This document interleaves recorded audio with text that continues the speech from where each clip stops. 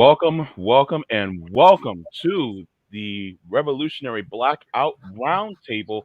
Today is Thursday, January 13th, 2022. I am your host, JB Font, also known as James Fauntleroy. It is good to see you. We have the First Lady of RBN, Miss Sabrina Salvati, as well as Chocolate Thunder himself, Nick, Socialist MMA. I'll kick your ass, and then I will do some other things to prove you wrong, Cruz. What's up, JB? I had to think about it. I was just like, hold up, wait a minute. What else am I gonna say? Because I was going on a nice roll, and then I just hit a speed bump there, and next thing you know, everybody's like, "JB, really? For real?" I So, think First Lady of RBN is gonna stick for Sabby though. Oh, I think that's gonna stick. Welcome to the show, my friends. Got a lot of great topics today, right? yeah, definitely. I think just want to say hey to everybody in chat. I want to see that. I want to see this timestamp Yo, because yeah, send me that yo, link. this sounds cool. Send me that link. Yeah, send us this link. Bring it over. I like to see That that. link. Yeah, that's cool. wow. We got Didi in the house too. Yeah, yeah. Look, I was like, for real. I was like, for real, yo. Like what? All right, cool. It's so good to see. You know what? One of the things, and I say this a lot, but it's true. Man, I respect and admire so many of the people who watch us, man, because they are brilliant people, and they just have so much good insights to bring, and I'm just proud to have them. All y'all in the chat. Yeah, when I do my show with CJ, when I do my show as well, it feel like our chat just always want to set me off because they always leave really substantive comments, and I'm like, why would you guys say this knowing that you guys gonna set me off on a whole nother tantrum? So Mhm. we got a really well informed community. You love to see it, right? Oh yeah, definitely. Okay, so one of the things that was brought up was actually a tweet that is actually gone viral by Stabby. Have you seen your tweet? No, not since Oh, I posted it. ooh, girl. Let me pop you on something. Let's peep this. Uh-oh. Uh, hang on, cause I talked about. Oh yeah, okay. So as of right now, it's gotten over 2,800 likes, and you're at 647 retweets just on What? talking about this. Yeah, you just mentioned this story, and then it got that much, right? So I posted in your tweet that we'll be talking about it tonight. It only got 2 likes, but whatever. That's okay. I'm a little salty, but it's okay. That one Uh, of them might have been me. I think one of those might have been no. me. But you were talking about a strike that's going on with a lot of people. Can you care to elaborate, please? I will. I'm gonna go ahead and share this article. And actually, I can't take credit for this. Hmm. Um, a subscriber actually sent this to me first thing this morning.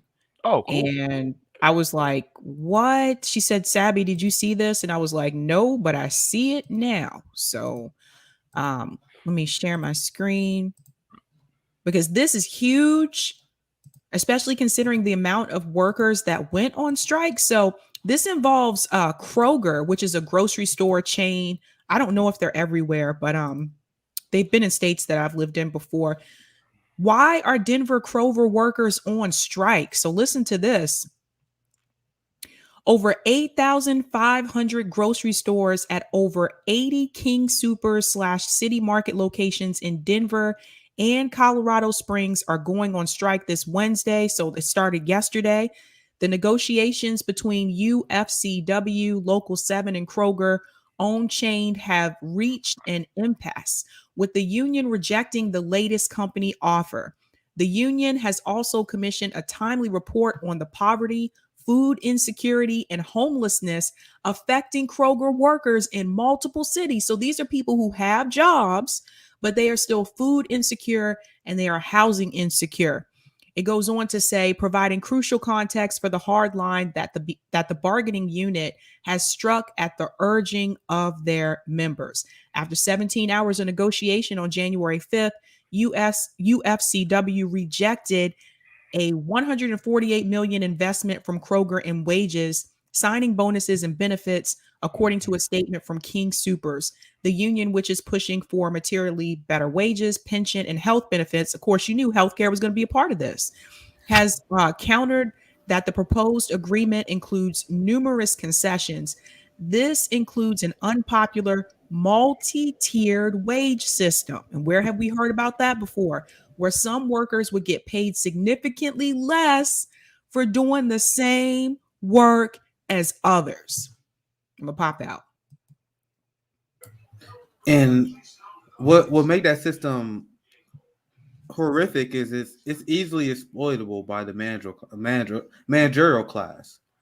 Because when you have multi-tier wage systems, and it's been shown that they do this, especially at places like Amazon, where they have like certain, instead of just paying the workers a share of value for their labor, they will say stuff like this. They say, oh, if you on the team for a year, you get full benefits package. If you're on the team for a full year, we give you a wage increase. If you're on for 2 years, we give you another wage increase. But it also been shown that a lot of these businesses, once people get to 2 years in, after they try their best to force them out, once they get 2-3 years in, they purposely try to fire them. They try to get them laid off. They try to do everything they can to replace them. So then they can just hire someone else, get the same labor out of them, and then they can start them at the beginning again. It's a scheme that they use. And this is one of me that I don't know how they get away with it. And I can show you this too, because Status Quo actually interviewed them. So I'm just going to share my screen really quick. Like Status Quo, they're on the ground stories. They're always on it. They're on it like that. Yeah, so they're on fire. This is what they say here. I want you guys to see this pie chart because this is crazy. Let me mute my mic so I don't have an echo. The grocery company's CEO made $20 million in 2021. Meanwhile, 40% of workers cannot afford food and 14% have been homeless in the last year. So that chart shows you, do you have enough money to pay for basic expenses every month? 63% say no, 37% say yes. Will you have enough money to support yourself after you retire based on the wages and benefits that you receive from Kroger? 92% say no. So that's pretty overwhelming. Kroger CEO compensation, it went from a little under 10 million a decade ago to over 23 million this CEO is making, while his workers are basically embroiled in an economic Hunger Games. Another question was, in the past year, have you had to borrow money from your family or friends to pay for basic expenses? 42% of workers said yes. The average Kroger worker is paid $17.89 an hour, which is 19% less than the average full-time living wage of $22 an hour needed by Kroger workers for basic necessities. The shortfall for full-time new workers is $6.72 an hour, short of being able to afford the necessities of life. The wage deficit of workers is larger than the living wage gap. What's next? This one, more than 2/3 of Kroger workers struggle for survival due to low wages and part-time work schedules. 9 out of 10 Kroger workers report that their wages have not increased as much as basic expenses, such as food and housing, have increased. Since 1990, wages for the most experienced Kroger food clerks have declined from 11 to 22%. Let me repeat. Since 1990, their wages have declined from 11 to 22%, adjusted for inflation, across the 3 regions surveyed. Across the entire grocery industry, 29% of the labor force is below or near the federal poverty threshold. Nearly 2/3 of Kroger workers say they do not earn enough money to pay for basic expenses every month. Among the workers who are unable to afford necessities, 44% say they're unable to pay for rent, and 39% say they're unable to pay for groceries. 14% of Kroger workers are homeless now or have been homeless during the past year. And that chart shows, do you have enough money to pay for basic necessities, basic expenses? 63% say no. And Colin, if you could fast forward. I don't want to play the whole thing, but you can see that video on Status Quo's channel. Yeah, that's Wow. a great report, and this is why the number one thing I cover is the class war, and we want to buzz capitalist myths. When there are a lot of capitalist myths that are used to justify inflation, pretty much it's a giant blame game when they talk about inflation. When they talk about low wages, it's a divide and conquer blame game where a lot of right wingers say, and I've been challenging this my entire life, and I have been hearing good responses to this. Where you have right wingers that say, "Oh, it's a legal, uncontrolled flow of immigration that's keeping wages down." So a lot of people repeat this as fact, but the Marxists in me, I'm like, this doesn't make sense because Sabi just showed you how much money the CEOs in the business class is making in our economy. So where does the immigrant come in? Because if you actually pay your workers a fair value for their labor, if we actually own the means of production, when you see the amount of money that the businesses are making to increase revenue, that should be revenue that should be going to the worker. So that migrant that you're blaming has nothing to do with the fact that there's straight up corporate greed. So when they talk about inflation, they always want to blame all this stuff. They're, oh my God, you guys want to spend all this money. This is why there's inflation. No, there's inflation because the business managerial class raised the prices so they can make profit. You guys see all the myths that they tell you? Let me show you guys this. Yeah. I have a few things I dug up while I was watching that. Hi, Rome. Rome's in the house as well. U.S. billionaire wealth surged 70% or 2.1 trillion during the pandemic. Wow. I think I got another one from Alec G. COVID policies created 500 new billionaires. The greatest 500 greatest upward transfer of wealth in modern history. But you guys want to tell me that immigrants are the reason why they're not increasing wages? Can someone explain to me the logic in this? They have the money and they choose not to pay the workers. At no point does black people, at no point does Muslims, at no point does immigrants from Mexico, otherwise known as California, as far as I'm concerned, has nothing to do with the white working class not being paid. And I just want, once again, especially when we cover this story, we got to bust those myths. Because we see, as Sabi laid out, the capitalist class is doing amazing. Our productivity is higher than ever. They working y'all to death. They got y'all waking up tweeting rise and hustle. Rise and grind. They got y'all enthusiastic about making another motherfucker money. And then they don't pay you anything. And then you work at your company for 5 years, and then you're like, oh, I made more than that new hire because I was on the benefit program. You see how they use that to divide the workers? Mm-hmm. So I don't have to advocate for this worker who's underpaid because I work for the company for 5 years. Just work. Just grind, bro. You can get your raises. You can get your 50 cents more an hour. While they're making billions during a pandemic.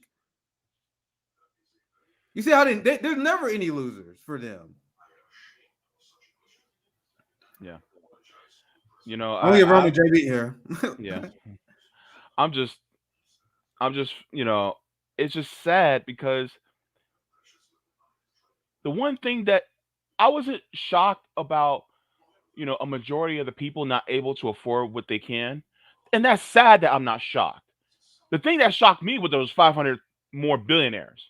Because I didn't know it was that much. JB, I quickly grabbed those numbers. It's worse. I need to find more updated numbers, like because those numbers I showed you with billionaire wealth increase.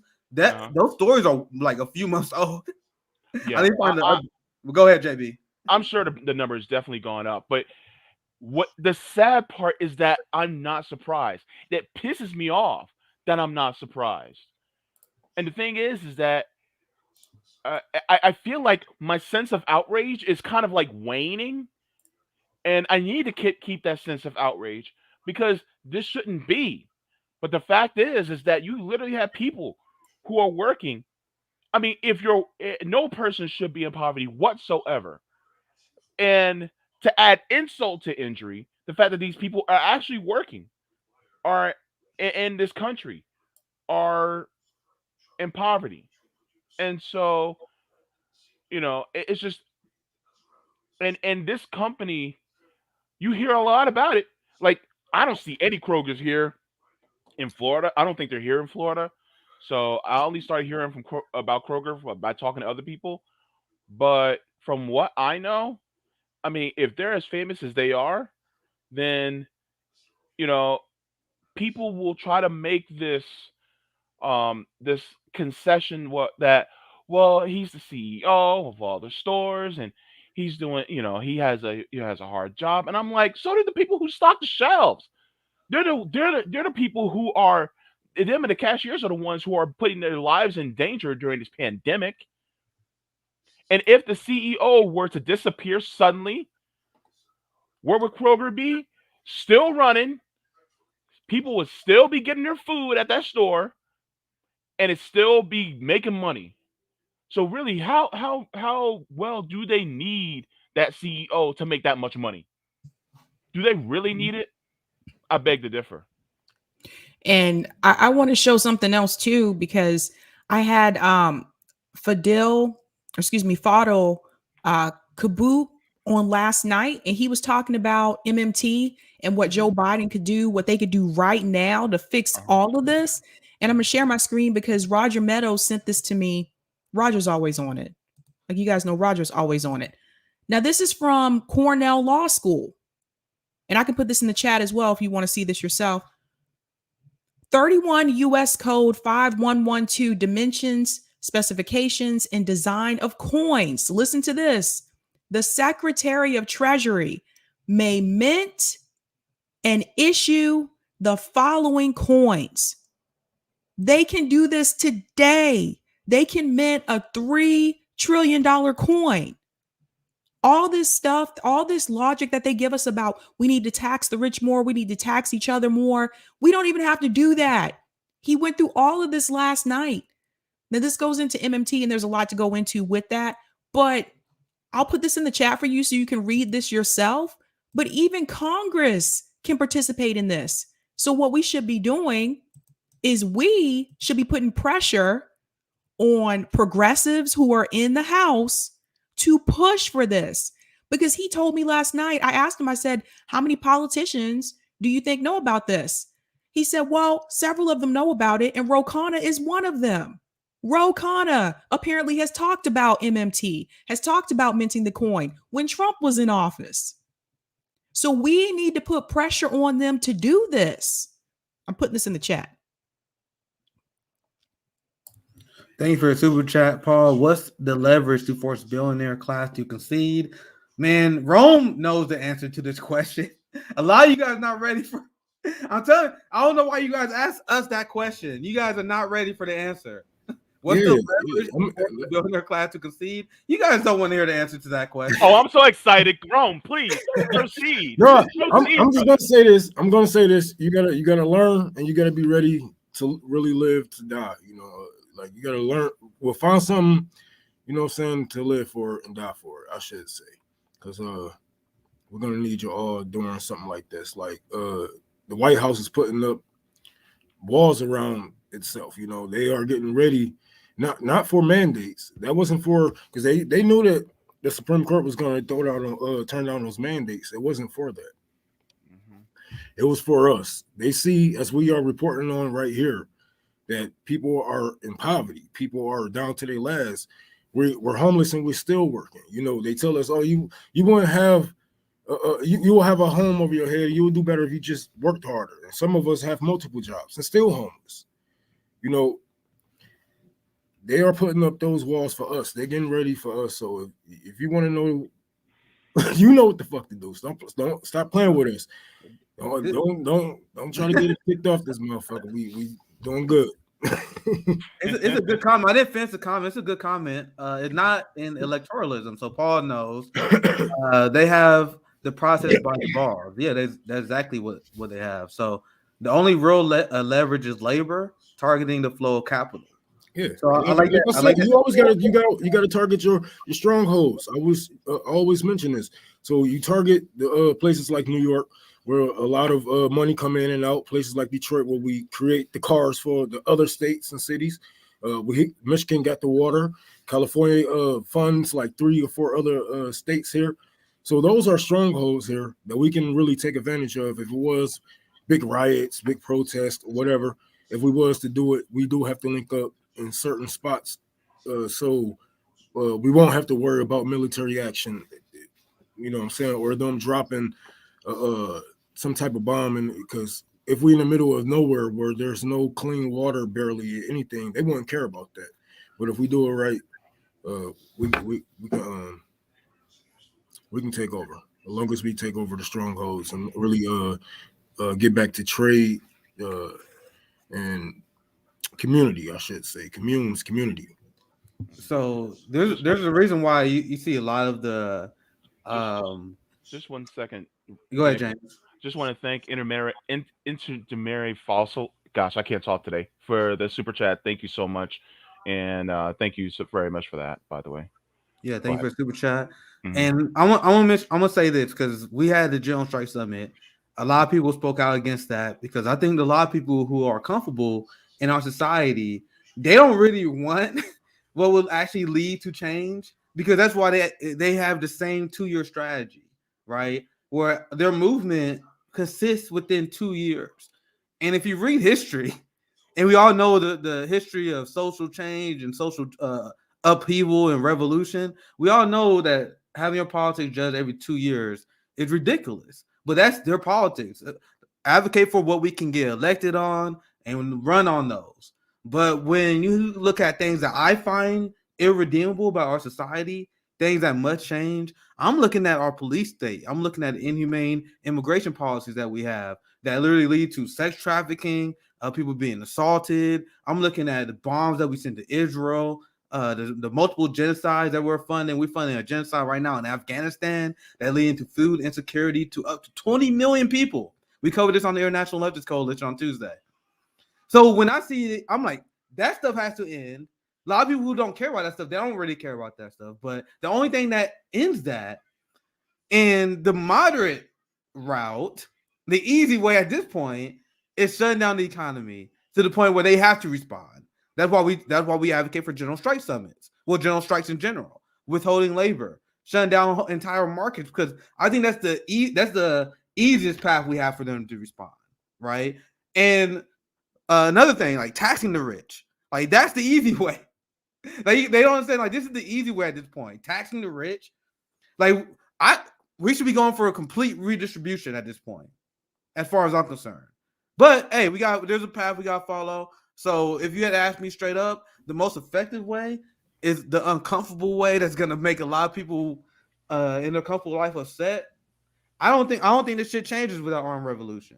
Mm-hmm. But we can also try easier paths like shutting down the economy. But what happens when we actually start being successful? Will you see the national security state? Yeah, you're gonna see that domino effect. Yeah, that shit gonna be heads, bro. Once in these people's minds, bro, they're gonna be like, "Oh my god, I can't believe that they are actually after us when we're just trying to do better for ourselves." You know, we're just trying to take care of our community, take care of our people, but they are coming. Like you might have some people who back the military, back the blue, and like we always say, who's gonna come and take your guns if they ever do issue some shit like that? It's the military, it's the gun, it's the police. Who's gonna take your weapons? Who's gonna take your food away? They always do it when you and your union get into it with your bosses. Who come and break up your union? The police unions, right? So, yeah, they're gonna be seeing this shit happening right in front of their eyes, and then it's that domino effect of okay, well we tried it, because we gonna have some of them liberals who probably people who got that liberal mindset. We're probably going to be like, all right, well, let's just try to do a general lock-in. Okay, general strike, this, that, blah, blah. And then they're going to get tired of doing the same shit that we have been doing. We have been teaching for years now. Then they're going to be like, you know what? F this, strap up. Because yeah. The left. Go ahead, James. Speaking of this actual subject, I just wanted to thank KRTD Media for the super chat. They said Dr. Joe Firestone of KRTD Media wrote the only book about the platinum coin. Please talking MMT. You have no idea how damaging it is when people talk about taxes funding federal spending. Thank you so much for that. Yeah. Well said. Well said. What I was just about to say, damn it. Oh, There sorry. should be like a MMT summit. Yeah, we need to have been on that on MVP. Damn, well, I just had a fucking thought. Don't you hate that? Damn. I have something I can show while you Yeah. think Nick- about your thought. Oh yeah. I was about to say Well, fine. because I advocate for a general strike because I think we should take all our shots. That's always been my position. But the leftist critique of the general strike is that we just shared you guys how much wealth the billionaire class has. So I always want to present both arguments, right? So the leftist argument against a general strike would be, since the billionaire class has all the wealth, and since we know that they don't give a fuck, they're willing to let people die in the middle of this pandemic in order for them to make money, right? So the argument is, even if you had a general strike, when we really challenging core powers that they cannot allow to fall, like the prison industrial complex, Wall Street, like when we really start asking for dangerous shit, they will allow people to starve, like, because they already got all the wealth, they already got all the capital. So how can you like, the point of withholding labor is disrupting markets? But okay, they will just allow the markets to fall because they got the wealth already. So I'm aware of that too. So, and these are things that even people who advocate for the general strikes have to be aware of.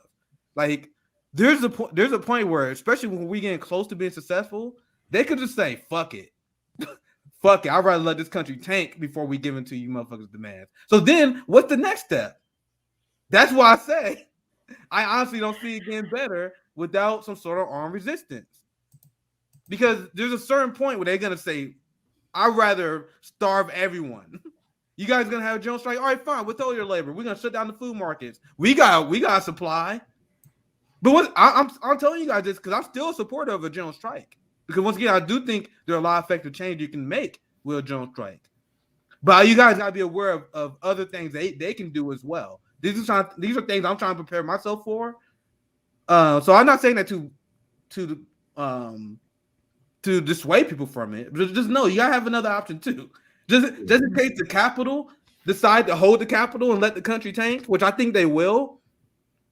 A lot of people will say they're doing it now. I mean, look at the climate. Look how many people gotta relocate. And like when me and you had did that on one show together a couple weeks ago, I had told you guys before, they drop bombs on children. They don't give a fuck about your favorite progressive. They don't give a fuck about us.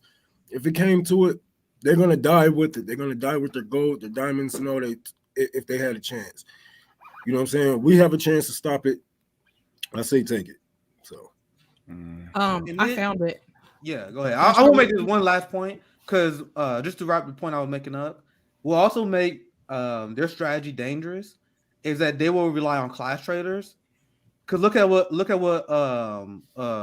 Kellogg is doing. There are massive strikes and people withholding their labor against Kellogg, but Kellogg is relying on scabs, and there are people who are class traders who, and honestly, if you look at a lot of their material conditions, it's hard to blame them. I don't let them off the hook. We don't let them off the hook, but you don't blame them. It's hard to blame them if you're starving and then this Kellogg motherfucker like, y'all workers don't want to work. You want to make some money? It's not perfect, but you want to make some motherfucking money? Imagine we start having a general strike and then shit start getting hard. Like they start shutting down food markets, and then they like, hey, we want to like go back to normal. It's the crazy leftists and workers that are making shit hard for you. So what happens when they start making that argument? How many class traders do we have against us? In America, bro, I see a lot of these. I see weakness, bro. I see a lot of you motherfuckers gonna betray us. Like motherfuckers still trolling in the middle of a pandemic. They still making fake pages and shit like that. Like they have no fucking real life. You know what I'm saying? Like if you ain't getting paid for that shit, like people don't take their life serious. They're not taking yours serious.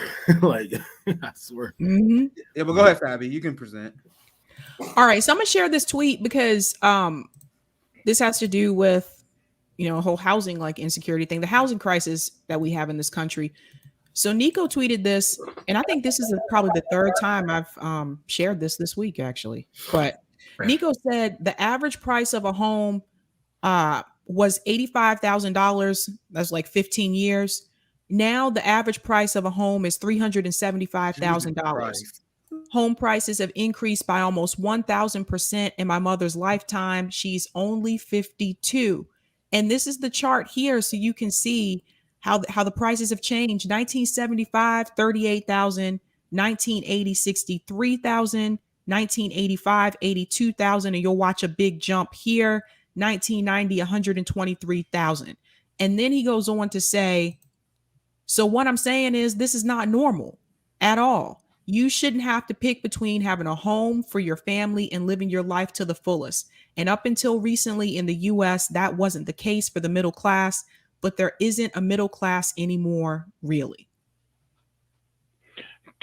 I just made an observation.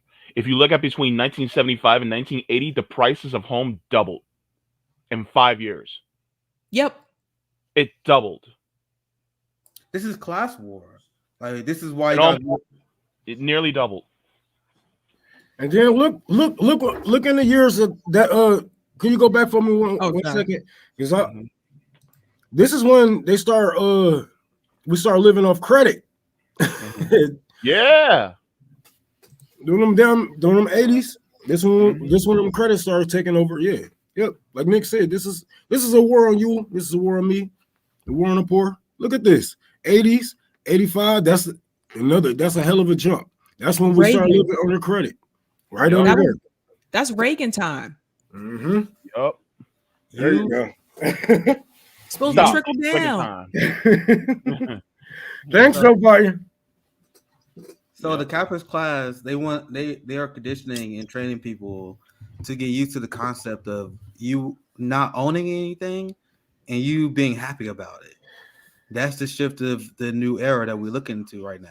Yeah. When you look at the incredible increases of housing prices, when you see places like BlackRock and when you see all the billionaires that are buying up houses right now, that are just going to jack up the prices. Like they got Bill Gates buying farmland. Like you got the billionaire class literally hijacking and buying our entire society, but people are still defending capitalism. People still defend this system. And I always got to highlight this because you guys know I've been in this China kick recently just because I like the comparison. Because look at this. We talked about this before. This is a few years old, but imagine this, guys.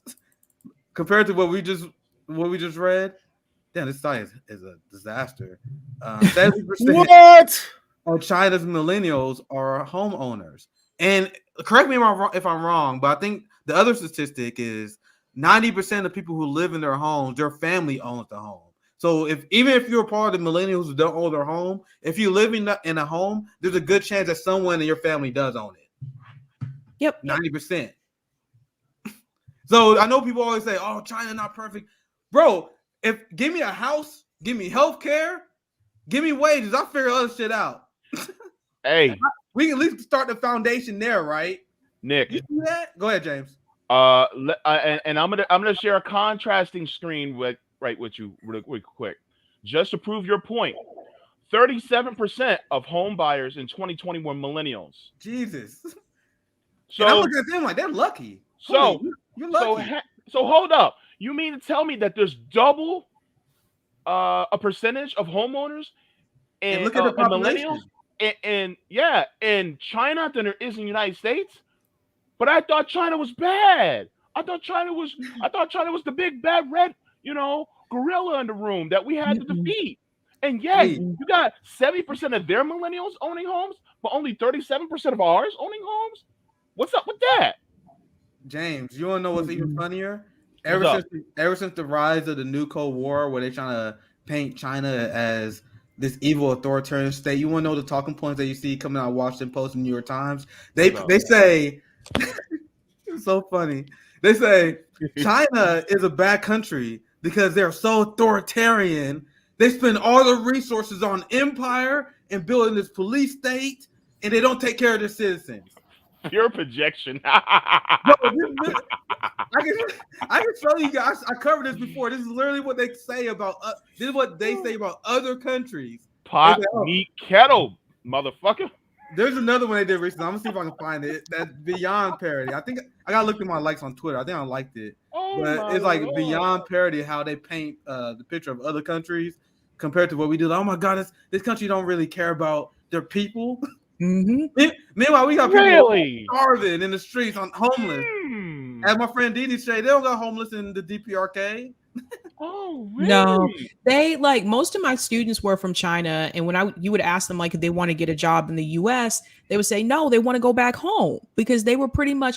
This is what they used to tell me is like if they come back home with a degree from the United States, they were pretty much guaranteed a job back home. Like they don't have to do what we do here. They don't have to do networking. They don't have to do that. Like that's not even a thing. That's not even a thing. So they're pretty much guaranteed a job, and they're pretty much guaranteed housing. So why would they want to stay here? And I can back up what Sabby says because when I went through a job program because of my disability, the job coach, she was like, "Yeah, these days getting a job is not about what you know, it's who you know. So you really just need to know certain people that know people to get you in certain jobs." And Sabby just proved it. And the thing is that if you don't have to do that, well, that's more meritocratic, is it not? Oh, but wait. Am I saying that China may be more meritocratic than the United States? Uh-oh. I'm just saying. If you don't have to, if you get a job based purely on your skill in one country, but you have to know somebody in this country. Hey, can I share some? Can I share something real quick? Because hold on, this is my first time sharing, so let me know if y'all can't hear it. Ooh, okay. But this is funny to me because I remember these commercials when I was little, and I believe me and Nick shared these before. Don't forget to hit the share screen little box. Yeah. Check mark. I mean the. Hold on, let me mute myself.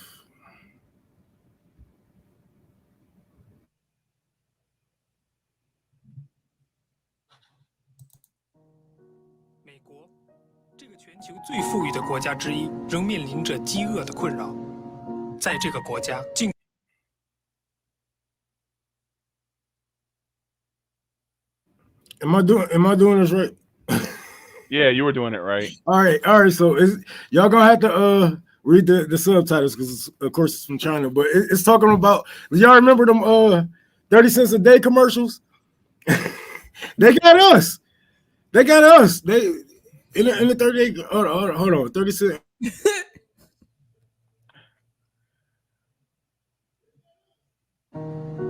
美国，这个全球最富裕的国家之一，仍面临着饥饿的困扰。在这个国家，尽管食品供应过剩，却仍有4900万美国人在挨饿。许多人无力负担健康的食物来提升生活品质。仍面临着饥饿的困扰。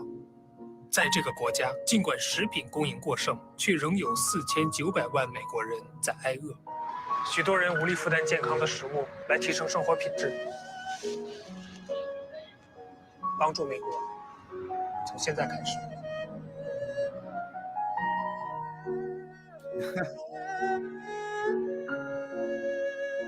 Wow. The mask has been lifted. Flexing on your bitch ass, nigga. Oh my God, bro, flex, my nigga. Let's go. Flex. You weren't the real Buzz Lightyear. You're an action figure.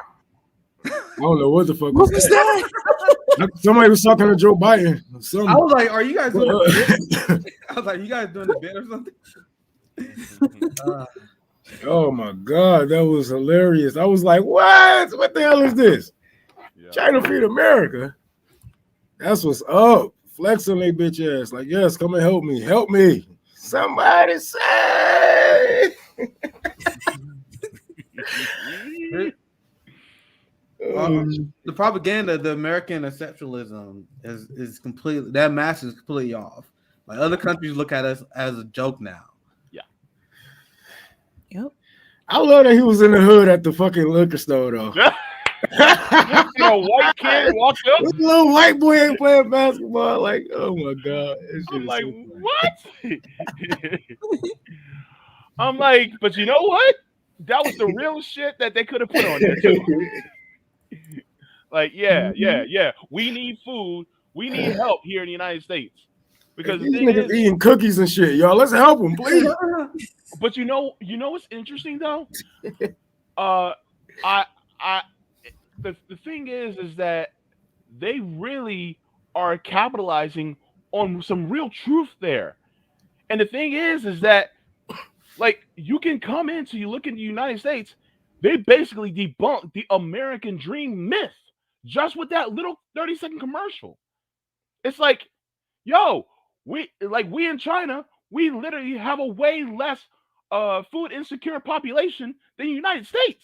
And they try to tout themselves as the grandest or the grand of countries in the world that has all these benefits. And it's like, but yeah, your people's still starving. So what's up with that? That nigga said, China, let's help America.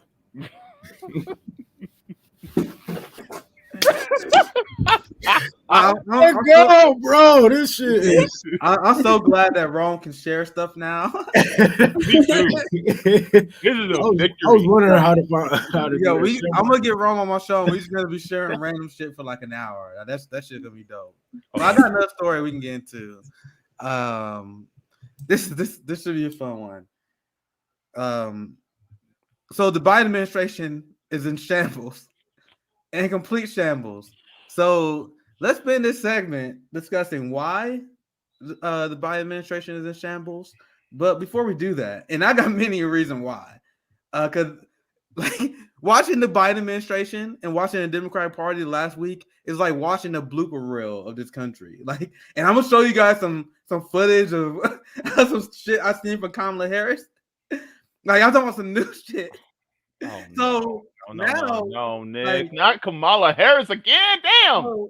So now, Revolutionary Blackout, we at the point right now where we can do the victory lap, where we can laugh on all the people who claim that Biden was the lesser of two evil alternative. Because when you have an approval rating that is this low, that means in order for your approval rating, let me clean this up. We say he was worse than Trump all the fucking time, and look. In order for your approval rating, this low, guys, I want you guys to understand. In order for your approval, that means people. There's a lot of people for your approval rating to be 33%. That's a lot of people who voted for you, who are now like, you suck, bro. In order to get 33%, like that, like if you guys don't, if like looking at the modern history of approval for presidents, like I think George Bush got like as low as like 22, 24%, 27% sometimes. No one really gets lower than 27%, like 27, 30%. So Biden is at historic levels right now. Like, it wasn't this where Trump was at for a very long time? And somewhere around there, yeah. And this is the trend. I think Trump used to flow around the 30s, the mid 30s. And I saw someone saying that Biden is lower than Trump now. Someone correct me if I'm wrong on that. But I saw something. No, you're not wrong.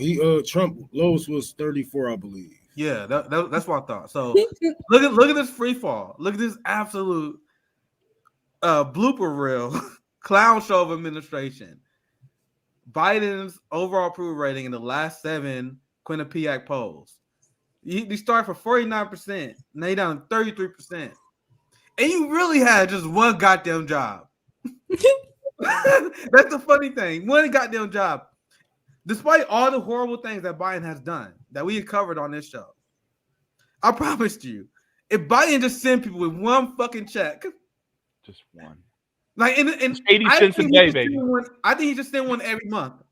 But I'm telling you, the American people, their ability to accept awful as the new normal is astounding. They're like the American people, their ability just to take shit is frustrating beyond belief. So despite how awful Biden has been, I promise you, if Biden would pay them a lot of these motherfuckers off, he'd still be at 50%. Because they'd be like, he paid me. I don't give a fuck about the immigrants. I don't give a fuck about the Palestinians. He paid me. That's how Americans think. So but ahead, that 33%, just keep in mind, that doesn't even include us. Imagine if it included us. Biden could literally buy votes by just sending Americans checks. He can literally buy votes. He can just buy them. And then next thing you know, he could be at FDR levels. But for some reason, he just rather spend the money on the billionaires. Where's our tests? Where's those tests? Those free tests he's supposed to send out to everybody that he said he was going to send. And like y'all saying like he reversed a lot of things that FDR actually did. So I really don't know where they are getting this from. So even if he was to do some things like go after the credit card people, or student loan debt, which it's the reason why we are stuck with it. Like I think just redoing his old job, undoing his old job. Like what the fuck? I think when people talk about Biden being FDR, I think they talking about like the Japanese internment side of it. Yeah, they talking about that Jim Crow part of FDR. Yeah. Leaving black people out of bills, like the Build Back Better. Yeah, they talk about that fuck the black working class part of FDR. That's what they talk about when they talk about Joe Biden, as far as I'm concerned.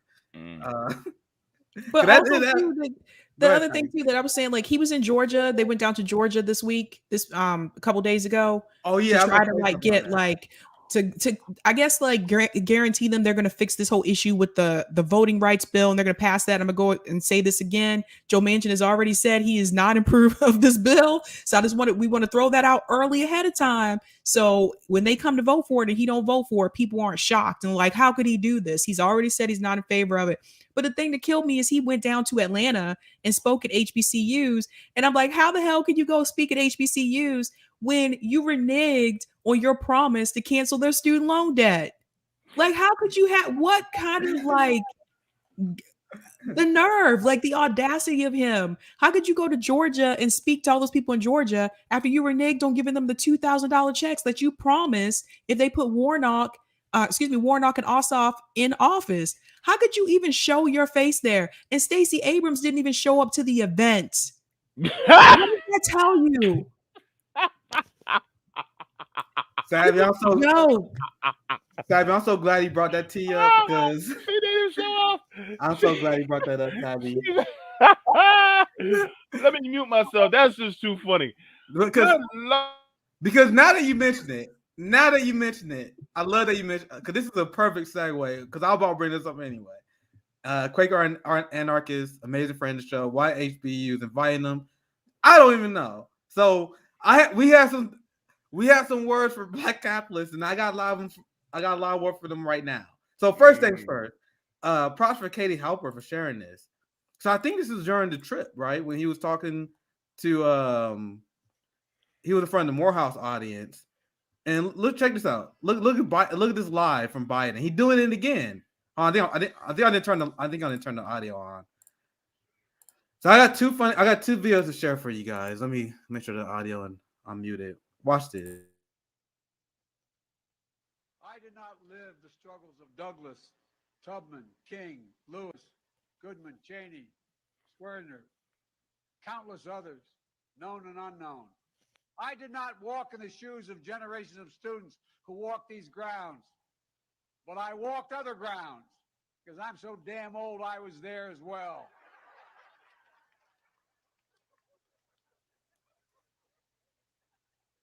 They think I'm kidding, man. Seems like yesterday. Who the fuck writing this shit? Anyway. Just like he was there with Nelson Mandela. You guys hear that? Bro, because the media refused to hold this man accountable for lying, he just went in front of a group of black people and lied again about his participation in the civil rights movement. And I don't know if you guys heard at the end, he caught himself again. He realized, oh shit, I just told a lie again. Hopefully no one caught it. Katie Halper, she's the only person I've seen report on it. I saw that video she tweeted out. So props for her for catching that. But you guys see how the liberal media establishment gives Biden the cover. He went in front of black people and lied about his history fighting for the civil rights movement.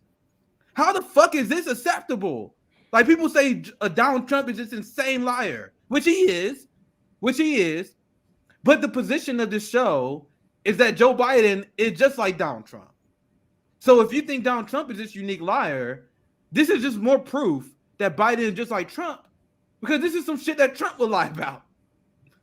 You know, well, at least Trump is smart enough to, like, even Trump is smart enough not to lie about the fact that he was part of the civil rights movement. Yeah. Because people like, he even know he can't complete that cell. Yeah. He told his fans back in the old days they had beat his they had treated him very rough. You know what I'm saying? Yo, you know what? The headline should have been old segregationist goes into racial jungle in order to lie to, the locals. It's just so stupid. Because the thing is that, this is the same dude that said he didn't want his kids, growing up in a racial jungle, and he basically is invited into those spaces. Like what? So, time for us to burst the bubble again, because I saw people getting praised for shit they shouldn't be praised for. Now I'm talking about the black capitalists again. Okay. I got a very interesting video clip to share with you guys. My man Case Study, who put great content out there, found this clip for us. Yes, he does. So Sabby was just talking about how you had a lot of black activists who was boycotting the speeches in Georgia. And this was supported on the highest levels of the NAACP. Even the what's his fucking title? The president, the chief, I don't know what his fucking title is, but the main motherfucker in the NAACP. You guys know what I mean. But even he endorsed not showing up at this event. Oh shit! Or do we actually have black leaders who are willing to stand up to the Democratic Party? This is an election year. This is our opportunity to finally say, you guys can't even do a basic black agenda. So we are done supporting you guys. Is that the message that came out from the black capitalist class? Nope. Watch this clip. And then it says everything about why we criticize these motherfuckers. And at the end of the day, all these motherfuckers do is provide cover for the Democratic Party. Keep that in mind as we watch this clip. So, once again, these people protested Biden in Georgia because they're frustrated because Biden administration lack of action. So, when asked what you're gonna do about it this year, let's see what was said. Alexei, some progressives, as well as voting and civil rights groups, skipped Biden's speech today. After the speech, the president of the NAACP said this, quote, while President Biden delivered a stirring speech today, it's time for this administration to match their words with actions and for Congress to do their jobs. Was skipping today a warning to Biden? We don't show up for you on your speech, and we're not showing up for you or Democrats come Election Day if you don't deliver. That wasn't the message they were sending, and I asked them during this Zoom in which they announced. What? What? Hold on, I'm gonna play that again. Do you guys see that? They were upset at Biden for not having, they mentioned the civil rights group, the head of NAACP, and we covered on this show all the ways that the Biden administration has been anti-black. So I'm gonna play it again. I didn't cut off short for no reason, but you see, they so you guys are frustrated, but we're in an election year in 2022. So are you guys gonna withhold your vote for the Democrats? Oh no, we didn't say that. What? So let me finish the clip so we get full contact. I want to get you guys' thoughts because this is why I told you these people are a joke. Well, check this out. Formative ass bullshit. Just want to be seen. We don't show up for you on your speech, and we're not showing up for you or Democrats come Election Day if you don't deliver. That wasn't the message they were sending, and I asked them during this Zoom in which they announced that they weren't going, what they would basically say to voters for why they should show up and still support the Democratic Party and Democratic candidates if they aren't able to deliver on federal voting rights. And these folks said it's not about ditching the Democratic Party or ditching Democratic candidates or Biden. It's about continuing to do the work. And I think that's what their absence said more than anything. They were saying, look, President Biden, thanks for coming to Atlanta, but we'd rather you be giving this speech in Washington, D.C. to senators on Capitol Hill. Their absence was saying we're still doing the work here in Georgia and across the country to educate voters, to register voters, to make sure they know what to do come 2022. Because voting, as you know and started the hour with, in 2022 and beyond will really depend based on where you live. What? I'll be too hot for this job.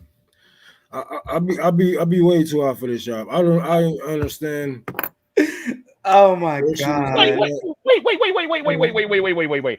Do you want him to do what you want him to do or not?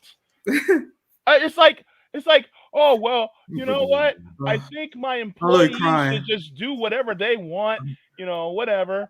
And it's just like, wait, do you want your employees to do what you need them to do? Well, yeah, I mean, well, I don't know. What the hell? Like, Sabby, do you know where to start on this? Where do Sabby, we even please, start on it? please Where do we give even me some start? context. Give me some reasoning, please. I don't I was know what the hell. trying to find the video I played. It was on Twitter, and it was from the group Black Votes Matter. And there were activists in that group, and they said, look, we are tired of we're tired of words, we're tired of like comments. We want action, and we want action now. And that was their message to Joe Biden. And those activists were in Atlanta. So the girl that was just speaking, we have to remember she's a political reporter. She kept saying in her statement, she said, what I think they were saying, but you didn't see any video footage of her actually talking to them on the ground and hearing what those people say. And another thing I know too, and Nick, I think you had experience with this as well. A lot of times when they interview people on the ground, they pick and choose what stories they're actually going to play live on the news. You think they're not going to play the people that's like, well, hell no, I'm not voting for Democrats anymore. They're not going to show those people. That's a good point. That's a very good point. There's also something interesting. There's a very interesting. That's how they did your ass, Nick. What? That's how they did your ass that one time. They did that to me when I was on CNN. It was hilarious. So there's an interesting divide that could develop here, because if I was to take that reporter at a word, which we don't have no reason to, right? But when I'm looking at her, is she talking to the leadership of NAACP? Like when you look at the NAACP president who was quoted there, it seems like he doesn't support the idea of banning the Democratic Party. So and Sabby, you can take your time and find the video, but it seems like Sabby is talking about the actual bodies on the ground, like the actual real activists.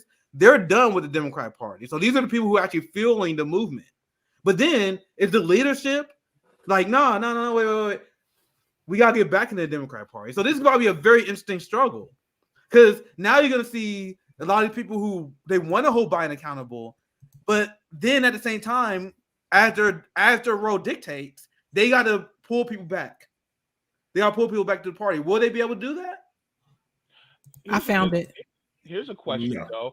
Is there a divide between the leadership of the NAACP versus the rank and file members? I have a lot of criticism. I criticize the NAACP a lot in my time reporting on Black issues. They working as Democratic Party operatives. I have no easier way to say it. Like quite literally, there's no better way to say it. We all know, and we didn't get to this video, but we all know what happens to real revolutionaries, the people who really advocate for Black liberation. Mm-hmm. They damn sure ain't getting no funding from the White House. I know that. But anyway, we talk about that more in detail later. But go ahead and with the clips, Abby. Yeah, so this is from Black Voters Matter, and it says, today, President of the United States and Vice President will travel to Atlanta, Georgia to speak on voting rights. But unless they will be delivering a finalized voting rights plan that will pass both chambers, not to be stopped by the filibuster and be signed into law, they can keep their words. We want action. So I'm going to go ahead and play this video, because that's a lot. And like Joe Biden already said, he's not willing to fully stop the filibuster. So let me mute myself and I'll play it. Right now, all we are hearing are words. Just pretty statements, empty promises, hollow words. We need action right now. And so, yes, that is a beginning. At this point in time, like Chris said, we know that state legislatures, Georgia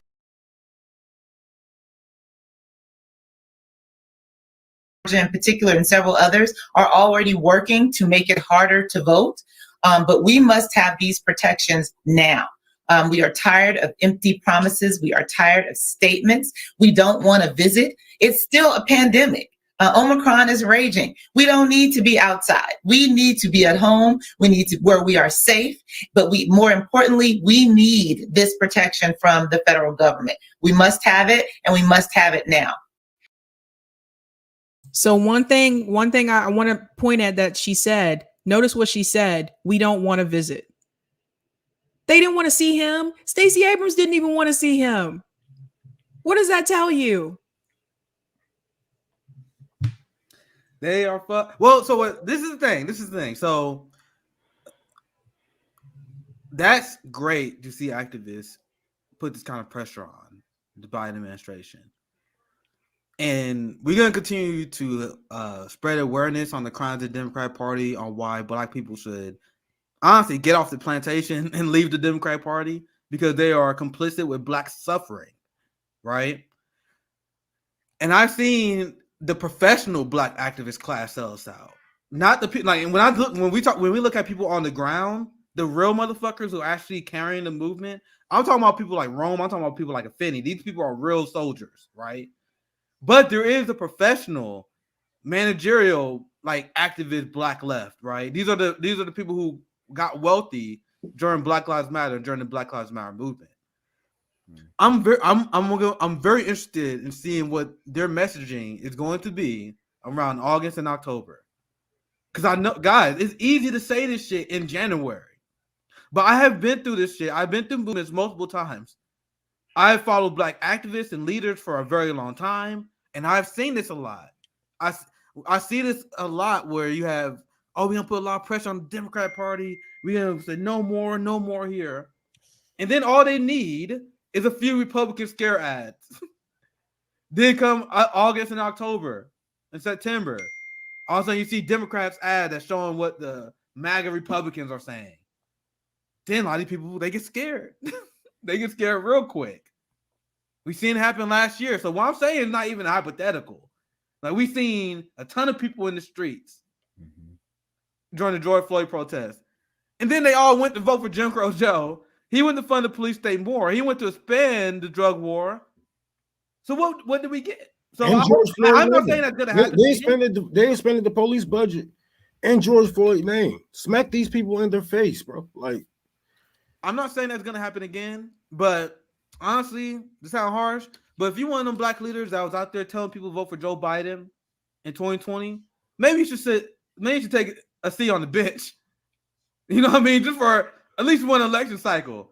How about you take you need to get in the let us speak now. He's like, you motherfuckers, like we listened to you guys the first time.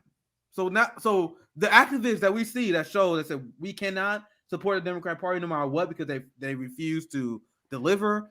These are the people we gotta amplify, these are the people we gotta promote. But I'm telling you, the Black professional activist class, like the NAACP president, this motherfucker gonna sell us out again. Again, this motherfucker always endorse Democrats. The NAACP are Democratic operatives. And when I say that, people are like, oh my God, you said the NAACP are Democratic operatives? Yes, a lot of you motherfuckers are Democratic operatives.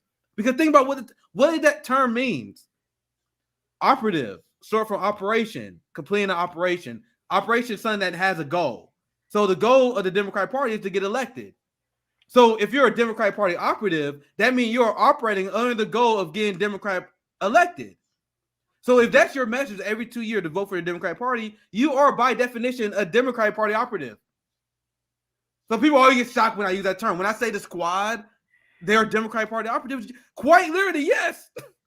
AOC funded Connor Lamb, CIA Democrats. Like that's literally what else does it mean to be a Democratic Party operative than that, right? And at the end of the day, they still tell you to vote for establishment Democrats because AOC heavily supported Gavin Newsom. She got on Instagram and told people you got to go out there and vote for Gavin Newsom. Newsflash, there were more than 2 people running in that race. There were third-party candidates, there were independent candidates, but they never mentioned them. They never even bring them up. And another thing in reference to the voting rights, I want people to understand this is not going to help voting rights across the board. This is just to help people vote for Democrats. That is it. This is not going to help third-party candidates. This is not going to help independent candidates. And you have to understand that. Yeah. I think something that people need to realize is that the Democratic Party and the Republican Party are both anti-democratic parties. Because if they truly believed in democracy, then they would believe in democracy for people in voting for third parties and the like. And people always talk about how the Republicans, you know, they they do voter suppression when it comes to redlining and things like that. But people don't realize that Democrats do voter suppression as well. They do a lot of their voter suppression during primaries. That's when they do their voter suppression, because they don't want certain people who are to their left to come up. And the thing is, they also do voter suppression by preventing third parties as well. And they will pass legislation to prevent third parties from ever getting a chance. So guess what? They do not, despite their name, they are deeply anti-democratic. They are the opposite of what their name says. If it was really about voting rights, how come they don't support, voting fairness? How come they don't support ranked choice voting? Think about that. Why don't they support like ranked choice voting? Why do they make it so that third party candidates and independent candidates are not on the ballot in every state? It's not about fairness across the board. It's just about fairness for Democrats. That is it. Joe Biden is down there because his poll numbers are low and he wants Black people to come out and vote for him again, even though he lied to them and has not fulfilled any of those campaign promises that he had. Mm-hmm. And one thing I'm gonna say, one of the biggest myths that goes on is people believe that only the Republican Party gerrymander. That's not true. That has never been true. You can make an argument that they may do it more, but look at Jim Clyburn's district. Like all the Democrats gerrymander. Yep. They do it too. It just the Republicans are better at it. That's one of the biggest myths that goes on. And I remember me and Ron was laughing about this actually, like motherfuckers are marching, motherfuckers are protesting, motherfuckers are getting really angsty about fighting for the right to vote for Democrats. That is what the voting rights bills are all about. We're gonna make it easier for you to give us power. We can flex our power. We're gonna give you more privileges to give us power. We're gonna make it harder for third party to fund. Talking about some we shall overcome. Like, get the fuck out of here. Don't. No, I can't see that video again. I can't see that video. I have some more to share regarding Biden's horrific numbers. So I tell you guys, I still got a funny video because I am still blown away about how bad Kamala Harris is at this job. Like just how horrific she is. So we shared the speech she gave on like last week, right? When she was horrible. She has a new one. She has a new one on this same topic where you guys know the Biden administration approval ratings are in the toilet. So the media, they still hold the hands of Biden and Kamala Harris. So essentially, this reporter asked her in the nicest way possible, she essentially say, "Hey, motherfucker, you gonna do something?" I'm gonna show you guys the clip. This NBC reporter or whatever. You know that he said that in the nicest way possible. Craig Melvin. Melvin. Oh, I didn't see this one yet. Yeah, okay. Craig Melvin. Yeah, that's the one I haven't seen it. Oh, the guy that sounds like this. In a nice way, he was like, "Yo, your administration is failing.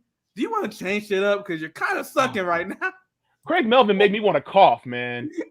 He really makes me want to cough. I'm like, dude, put a lozenge in your throat. Get a cough drop. Golly. So here's the video. This is like I've been having a lot of fun. I told you guys I'm a political nerd too, so I've been having a lot of fun just watching Kamala interviews and just seeing how bad she is. Like, god damn, holy shit. Anyway, all right, let's watch the video. You guys see, that's the preface I have for you guys. I'm gonna mute myself so I don't start coughing when I hear him speak. Does the administration say, you know what, this strategy isn't working? We're going to change strategies. 6 former administration officials last week wrote that open letter urging the administration to change course, to change strategy. Is it time? It is time for us to do what we have been doing, and that time is every day. What? Every day it is time for us to agree that there are things and tools that are available to us to slow this thing down. And so right now we know we still have a number of people that is in the million. Does the administration say, you know what? Is it time? Did she just say? For us to do what we have been doing, and that time is every day. What the fuck are you talking about? Why did she sound drunk as fuck in every interview? He was like, "Hey, yo, y'all fucking up. Do y'all want to change our strategy? Yeah.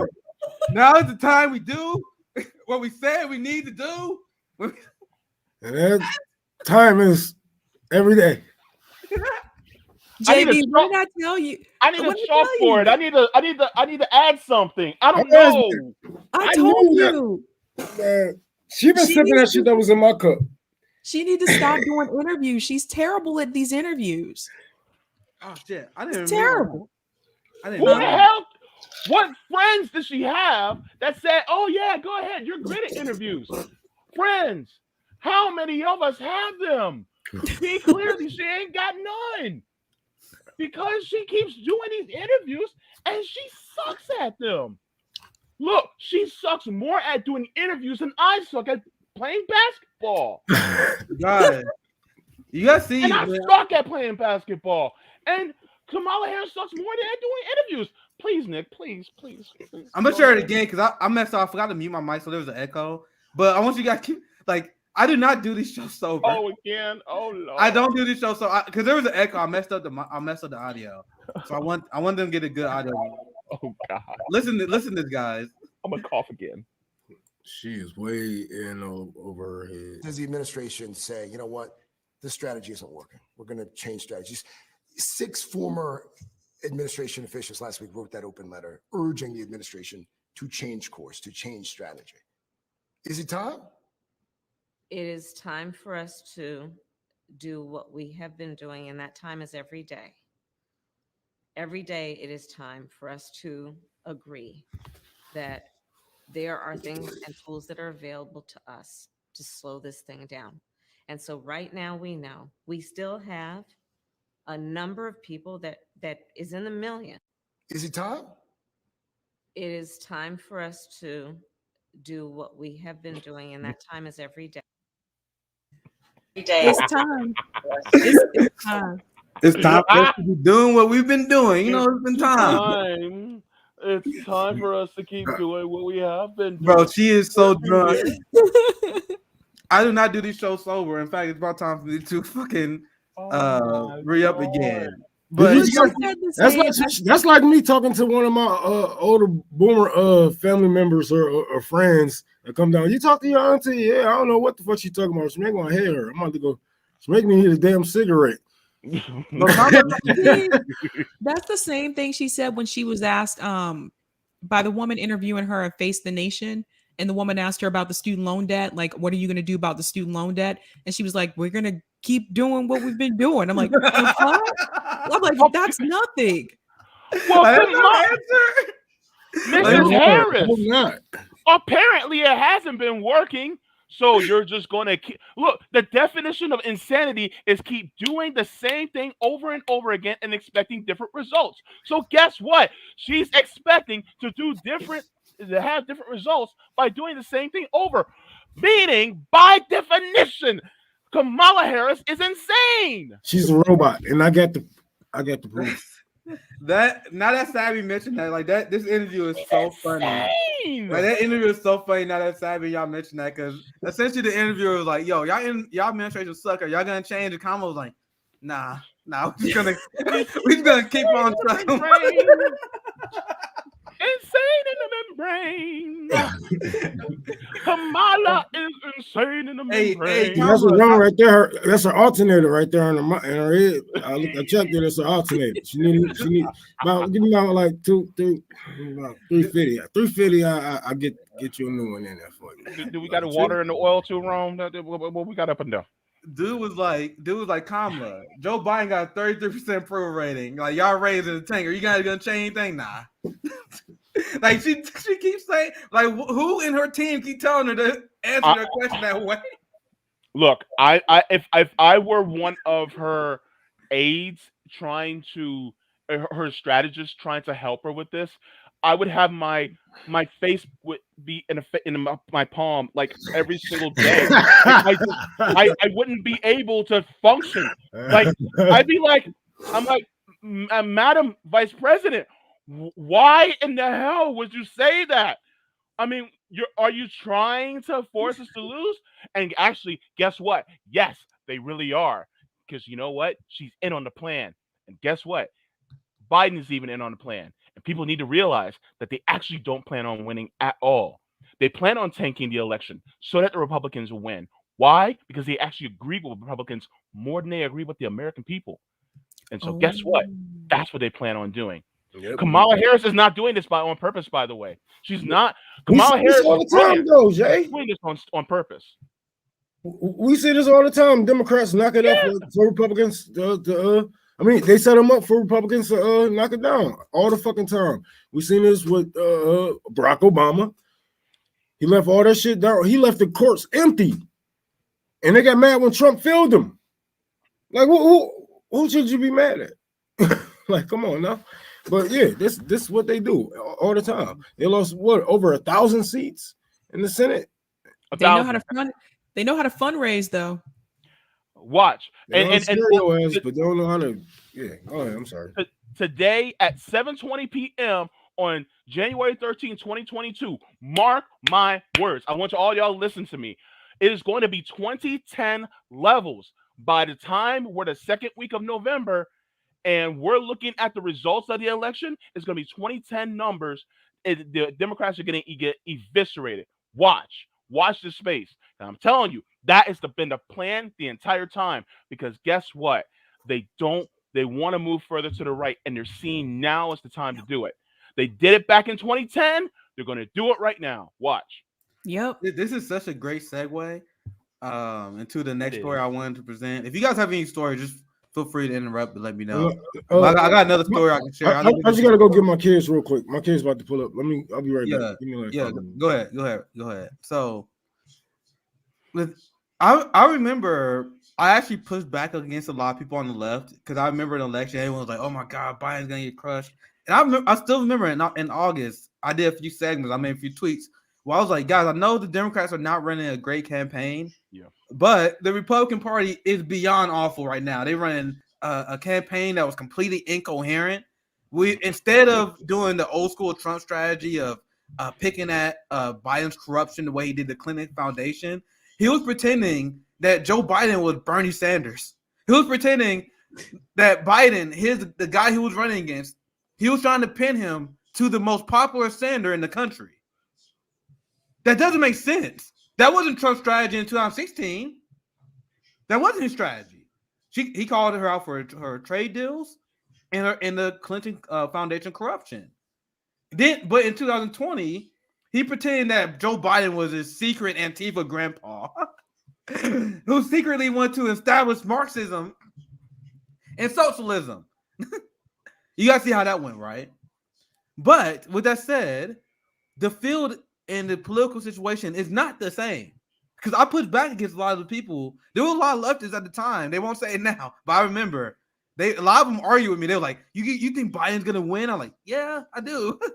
I do think he's gonna win." But that is not the same situation that we got heading into 2022. So the situation is different because now the Republican Party has something they can drastically rally behind. There are a lot of independents that got something they can drastically rally behind. The vaccine mandates. Once again, no matter where you feel about that has galvanized the right and the independence in this country. And that 100% has to do with Biden free fall. It's the mandate. So you got the entire right wing that fired up over the mandates. They see Trump going back in the headlines. So like, oh my God, Trump is back. So unlike last time, now you got Republican voter base that looking pretty damn enthusiastic. Now you're looking at independents like, oh my God, they're dumb. I called out the dummies who said this, but they said, "Oh, I'm down to vote for Republicans because of the mandates." That's dumb. But there are a lot of people who believe that. So in the midst of all this that's going on, and as we explained to you guys, they lose as design. We're starting to see the story of 2022 start to reveal itself, and we're starting to see the same goddamn storylines. So despite the fact that Bernie Sanders and the progressives have been the biggest Biden bros throughout the course of his administration, look at what the strategy that coming out of centrist already again. And I think Hillary was talking shit again, right? Centrists are warning progressives to back off with their favorite rhetoric as the Democratic Party enters a challenging midterm year. All right. People really still not tired of this? The progressives who want to take over the Democratic Party, you guys are still not done with this shit? Because I'm telling you, no matter what, this story will be written. If the Democrats won, if the Democrats did good in midterms, they will say, "Oh my God, Biden embracing the center is why the Democrats won." And if Democrats lose, they say, "Oh my God, the progressives, that's why they lost." And I'm gonna get you guys in, but what I find funny is this is why I say the United States is the most propagandized country, because our propaganda works on multiple layers. There's multiple layers of why the establishment write these stories. And now I'm piss off the AOC fans and the progressives. But honestly, when I see these stories, now that I understand the role that the progressive Congress people play, this is actually the corporate media doing PR for them too. You guys see what? And I can explain that. So what is? And sorry, I do want to get you guys. I know I'm ranting here, but the progressives will have you believe that they are there to challenge the Democratic Party and push them to the left. That's what they sold you guys, and the reason why they say you should vote for Joe Biden. They said, "Don't worry, we're going to be here to put Biden to the left." So the media, in order to cover for their ass, they write stories like this one, pretending that the progressives have been some sort of thorn on Biden's side. Like, this is the actual article. Centrist Democrats urge progressives to tamp down rhetoric. And you guys seen the leftist critique of Bernie that we released this week? You guys see the role that they play as PR agents of the Democratic Party? They couldn't even be bothered to show up for the Medicare fraud march. But somehow they are painting the progressives as some sort of resistance that is fighting against the Biden administration. You guys see what they're doing there? You guys see how even the framing of the headline, even though it seems anti-progressive, it actually does a favor for AOC and camp? Because if you're being accurate, it's actually Joe Manchin, Kristen Sinema. They've been the biggest resistance of the Biden administration. AOC and Bernie, they've been the biggest Biden bros over the last year. So instead of holding town halls, because I actually still subscribe to Bernie's YouTube page, he like during the whole Build Back Better thing, he did town hall after town hall explaining why we should support the Build Back Better plan. So instead of advocating why we should have medical for all, why we should decrease the national security state, why we should defund ICE, instead of doing town halls for those things, he was doing it for Biden agenda. But you see what they're doing? They're paying as they're the opposition. Bruce Jackson. But anyway, I'm gonna get you guys in. What's your guys' thoughts on the article? Like, it's so ridiculous on so many different ways. Let's get Sabby, any thoughts? I mean, it's just like the Biden, all of this is just, it's an utter joke. It's an epic failure.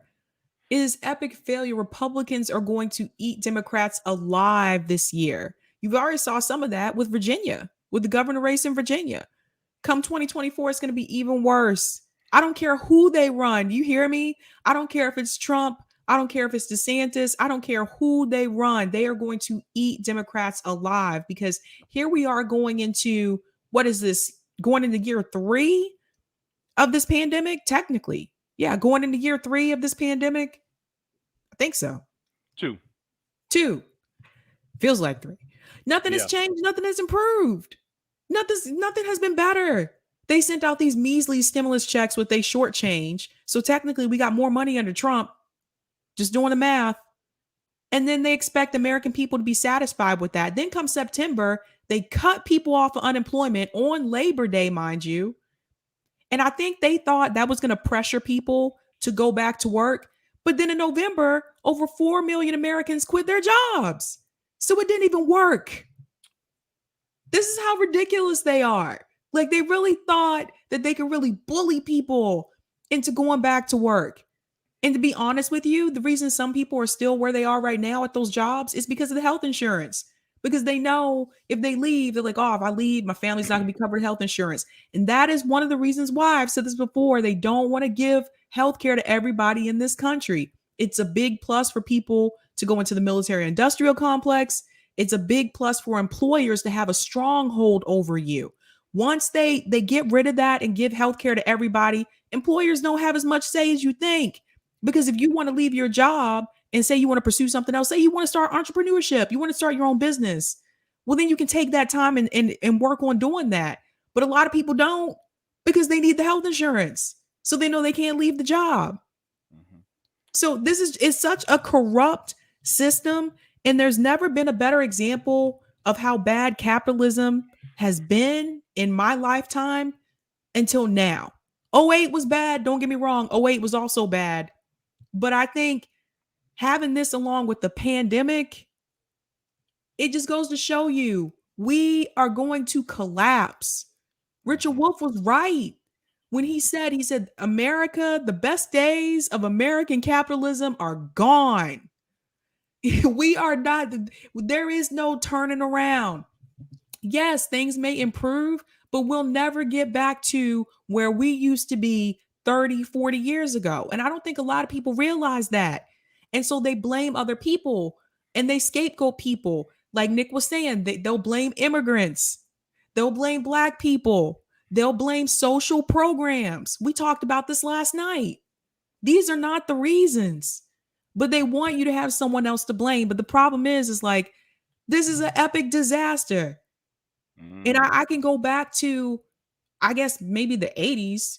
But if you go back and you really look at Reaganomics, that was a terrible idea. A terrible idea that it would trickle down. It never trickled down. So you had all these people who their lives have vastly changed. When I was growing up, both my parents didn't have to work the entire time. My mom was able to stay at home until I went to school, and then she went back to work. You can't do that now. Both people have to work. What happened? You know, go ahead, Jay. I find it funny when people like Dusty Hillary, yeah, that's right. I just insulted her because she's a dusty war criminal. Hillary Clinton decided that blaming Hillary Clinton is always fair. Yeah. People like her say, oh, well, we're going to lose because our rhetoric, we went too far to the left. It's like, when do we go too far to the left? That's my question. It's always when they blame everything on going too far to the left when we actually went further right. It's like, wait a minute. I think that's projection there, because when you look at the shit that we've been going through and how everything has been degraded throughout this country, is because we shifted further and further and further to the right. And guess what? Now it's making people more pissed off. But they blame it on going to the left. So guess what? You're being hoodwinked. You're being bamboozled. They're lying to you straight to their face, because guess what? They know that it's not because we went far to the left. It's because they went to the right, but they got to say we went to the left just to fool you so that you go further to the right. See the grift? That's the grift. And guess what? Then that's when they got you by the throat. And so by the time you end up giving that vote, then you realize, oh shit, I just made things worse. And so now you're up the creek without a paddle, because you fell for the lie. And unfortunately, you're starting to realize that some people who sound like us in the Democratic Party are really accomplices of this model. And because they're accomplices of this model, by the time you vote for them, it's too late. And then they're already down, off to sunset with their pension after being there for 5 years. So, yeah, it's a grift. And silly wabbit, grifts are for kids. Y'all need to wake up.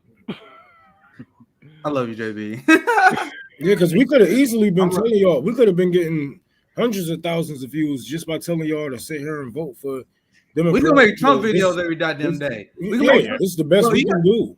Like, you guys think I even people got views? I've been in this game for like over almost 2 years now. Like we can make Ben Shapiro videos. We can have a goofy little thumbnail with us reacting to Trump.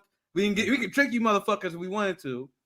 But I think covering state violence, these issues, trying to radicalize people, get them into mutual aid. Like my favorite thing is the people who tell me that they watch the show and now they donate for mutual aid for the first time, and now they feel like actually doing stuff for their own community instead of relying on politicians. That's what I love to hear, right? I'm gonna take this opportunity, guys. If you guys don't mind, man, we got Quaker anarchists in the house. You guys see, if you guys want to support the channel, I'm gonna plug the Patreon. We don't do it a lot. Here. So if you guys want to support the show, Patreon Revolutionary Blackout. We relaunched our Patreon this month, and the way we do things, we don't believe in multi-tiered systems, right? So our Patreon, being anti-capitalist, like no matter what tier you're on, you get everything. Like there's no special benefits. It's just all about solidarity. So hopefully you guys support. But James, I see you. What's on your mind? Did you see the clip of Cyber Demon calling you out? Who the fuck is that guy? I have no idea who that is. Hold on. Where the Conor McGregor guy video? Who the fuck is that guy? I don't give a fuck. I don't know. You're not calling us out for what? Like, oh my god, you guys don't vote for Democrats. What's the context? I really don't give a fuck. Tell him I said suck my dick. Tell him to call that out. Tell him to call out my dick. So you can suck it. I don't care what the fuck these people got to say. They all reactionary. They ain't doing nothing but this. Thanks for the super chat. Thank you for the $2 though. But I don't give a fuck. Okay. So I had one response to that guy. My ass is childish, but you gotta know I'm a martial arts fan. So you know. Who the fuck is that guy? You know damn well who I am. Hey, shit, who the fuck is that guy? Right. You know damn well who I am. Guys, I had conversations with Dr. Cornel West. We had labor unions on our show. We playing an international leftist solidarity summit. We doing serious shit. I don't have time for the 14-year-old Twitch streamers. Sabby. My reaction would be just, who the fuck is that? I Sabby, don't know. I got to show you this. Do you know Cyber Demon? Who? Do you? What does that even mean? Hey, I don't know. We are not even 1 year old. Like we are what 9 months in, 10 months in. We started April, and you got people trying to like make diss tracks, trying to get clout off us. What does that say? I don't. What does that say? That's deeply amusing. I don't to know me. who that is, man. That's deeply amusing. Demon. So they see us. Go do something with your hands, nigga. Go do something with your hands. Go find a hobby. We ain't got time for it, bro. Like I definitely don't got time for all the pity pat back and forth like we used to back in the days. Like, nah, man. Can we move on to another to a story? Yeah, I have another story. But I'm starting a communist party. If anybody would like to join, y'all could join his stream. You know, if you like to. So. That's about to be lit as fuck. We about to build movement. There's no snowstorm. The power just went out for like 5 seconds. I was like, what happened? That was weird. So according to a story, that's some sort of majority report shit lib. That's cute. I think so. It's because I was on the Jackson stream that they all melted down because we called them out for their because they was staunch advocates for voting for Nancy Pelosi for speaker. Anyway, that's hilarious. This is the other story I had because I had a good preface to this, but I saw this. I saw Bree was laughing at this. I thought this is an amazing clip that show you guys why we are the most propagandized country. I want you guys to see MSNBC in a nutshell because we have made many diss tracks, not on streamers. We got better things to do. we did a few diss tracks on Simone Sanders. I saw one of your guys' comments laughing about her performance regarding the Charlemagne interview. Quaker anarchist. I see. What does that comment say? What is that? Anyway, shout out to Rome. He killing the game. He actually feeding people. Like, we doing tour for the poor. CJ launched a mutual aid group. These people make diss tracks on Twitch. But this is what MSNBC is in a nutshell, right? Because Simone Sanders is trash, but it shows that there's no meritocracy in this country. There's no meritocracy. So check this out. Hold on, let me fix it. I always forgot to turn sound on.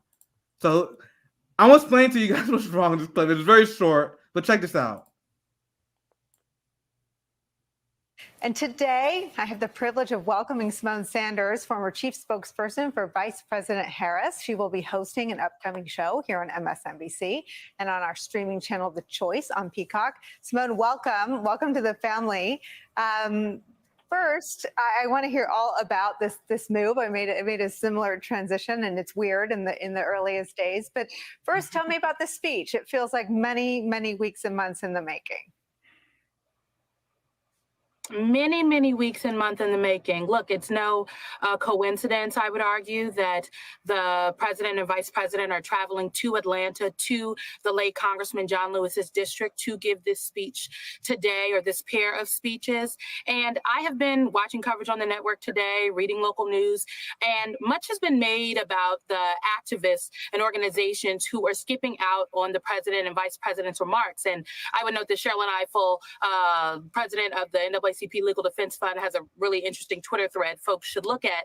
And this speech, as you noted, this day isn't really about the activists who have decided not to attend for various reasons. This is more so a culmination, if you will, of the legacy of the president and vice president. You know, as a senator, President Biden presided over the longest extension of the voting rights reauthorization.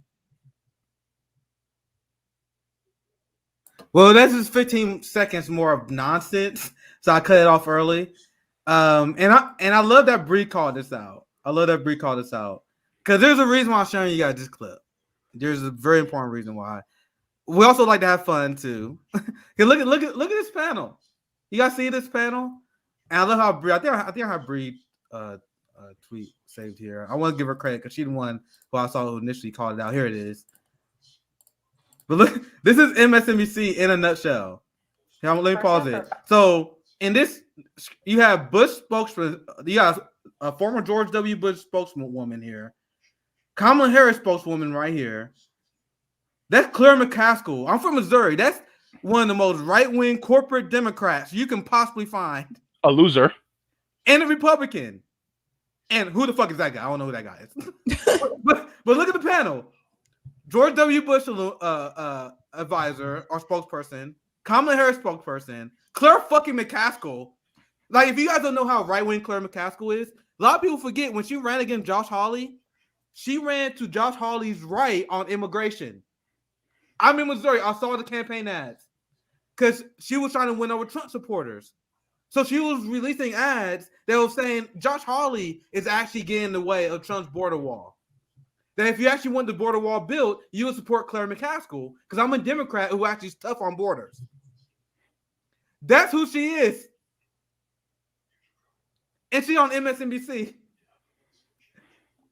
So you got Jim Crow, Claire McCaskill here, literally a Republican, the black guy here. And former chair of the Republican National Committee. And who anyone know who this dude is? Who the fuck is that? I don't know who that dude is. But I love how Bree called that out. I thought that was funny. But there's also another layer to this. But I won't get your guys' initial thoughts to that. Any thoughts you guys have? I've been kind of mean to Simone Sanders the other day. So, I'm sorry. Like, she's a joke to me. How do you go from being Bernie Sanders' press secretary to working for Joe Biden? Somebody who said that he would not sign Medicare for all. We were not going to get universal health care in this country. So either you didn't really believe those things when you were Bernie's press secretary back in 2016, or you did believe them and you were just an opportunist. Either way, it looks really bad. And then you went through all that. You ran across the stage and tackled a protester so that they wouldn't hit Joe Biden. You played part-time bodyguard, and you weren't even the bodyguard. The security people were there. You did all that. You got on TV and you defended Joe Biden's crime bills. You made excuses for him, even though they had videos showing Bill Clinton apologizing, saying it was wrong. You did all that. And at the end of the day, he still didn't pick you for press secretary. What a shame. She told people to vote during the pandemic. She did Joe Biden like Kevin Costner did Whitney Houston, and she still didn't get the job. She probably threw a fit and was like, "I'm gonna leave." It was like, "Look, we can get you a little job in the back, like how we did."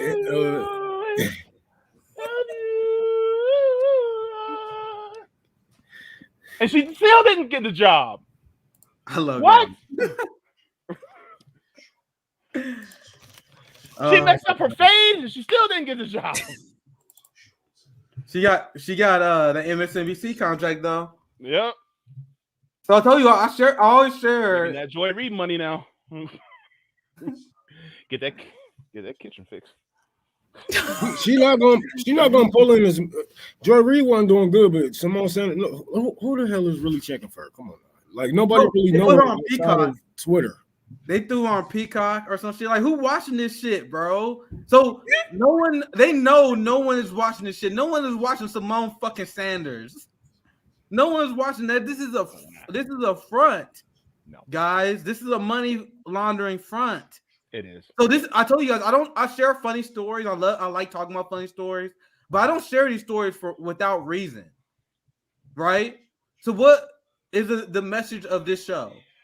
The message of this show is that the U.S. is the most propagandized country in the world. And if you compare us to state TV, you're woefully mistaken because state TV don't have shit on us. The worst example of state TV that you can pick out don't have shit on us. Think about what just happened here. Simone Sanders worked for the Biden and Kamala Harris administration.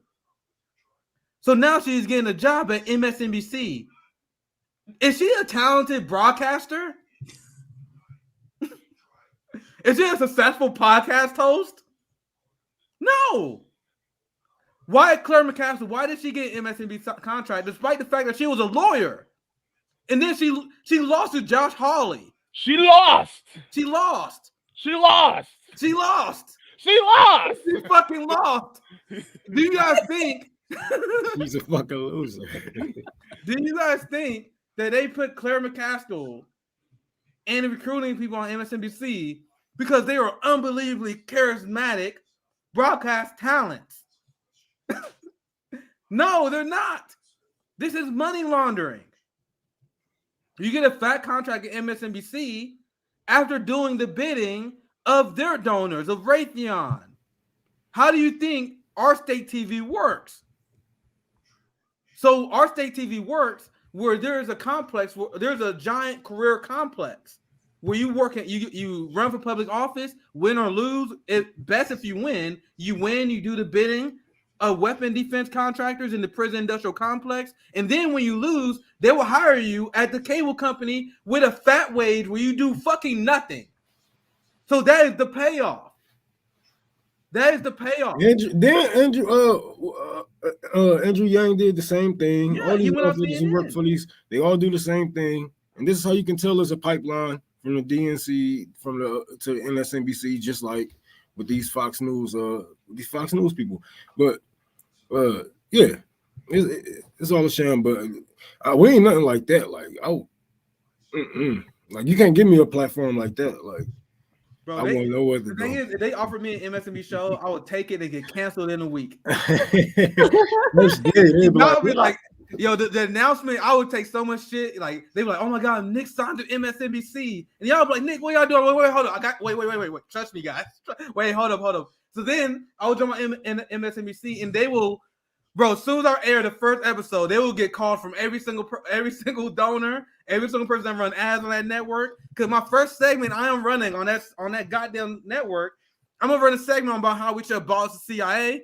Then I'm gonna run a segment about how all the crimes on the global south that our politicians and the CIA is committed with. After that episode, they're getting a few calls, and my ass is gonna get fired. And it's gonna be hilarious. Hey Nick, you know what I also can see you doing? I can see you as soon as it starts. It says anybody that's watching this live, start screen recording now because they're gonna want to take this off, and then everybody's gonna screen record and just share it everywhere. Yeah, like guys, I only got one show. You guys gotta watch it, blow it up. What segment do you, actually fuck it? We all wrap up in 15 minutes anyway. Like, what segments will you guys do? Like, because now I think about like if I had 1 hour on MSNBC, like a boss of CIA, I'm definitely doing that one. I want to do segments that are gonna shock the liberal wine minds the most. Maybe do a segment about how Joe Biden is the most anti-black senator. I'll do his tie to what they do named Stormin. I always forget his name. Strom Thurmond. Yeah, I always forget his name. I don't know why, but I'll do his ties to that guy. It's forgettable. Yeah. I would do segments talking about how Hillary Clinton and the Clinton administration waged the war on children and how they greatly increased child poverty. Like, bro, like I was like doing it in my head, like, bro, if I had an MSNBC hour, like, bro, can you? And now consider the alternative, right? Sam Cedar. Now we gotta do a diss track here. Sam Cedar has an MSNBC contract, and I still remember when Chris Hayes, he took a week vacation. So when Chris Hayes took a week vacation, they called Sam Cedar up. They called Sam Cedar, and Sam Cedar hosted his hour on MSNBC for a fucking week, bruh. And you guys want to know the difference between the boutique left and us? Can you guys imagine if anyone in our sphere got an MSNBC show for a week? Why are they even comfortable putting that on? Why are they comfortable putting you on air? They know you're gonna say shit. But go ahead. Hold up. Wait. Cal Kalinske, David Pacman. Nick, hold up. Let me get this straight. You mean to tell me that Sam Cedar covered for Chris Hayes on his show for a week, and he did not go in on both parties like we would have? So watch this. I knew it wouldn't be hard to find, but you guys know when Jimmy Dore, whenever he be on his show, he was like, he never said his name, because he don't want to give him the satisfaction. So whenever he mentioned the guy who got an MSNBC contract, he's talking about Sam Cedar. Yeah, because didn't he because he worked with Peacock and stuff like that too. Yeah, but Chris. Here, like this is a quick example, right? Good evening from New York. I'm Sam Cedar in for Chris Hayes. Now, it may not come as a total surprise to you to hear. Hold on, let me fix the echo. I keep forgetting that Russia is once again trying to interfere in our presidential election to help Donald Trump. But the twist today is that the Trump administration is the one that is claiming it. This afternoon, the Office of the Director of National Intelligence released a statement updating the foreign threat to our elections. The assessment Russia is using a range of measures. Man, this nigga is so ugly, bro. Vice President Biden, what it sees as an anti-Russia establishment.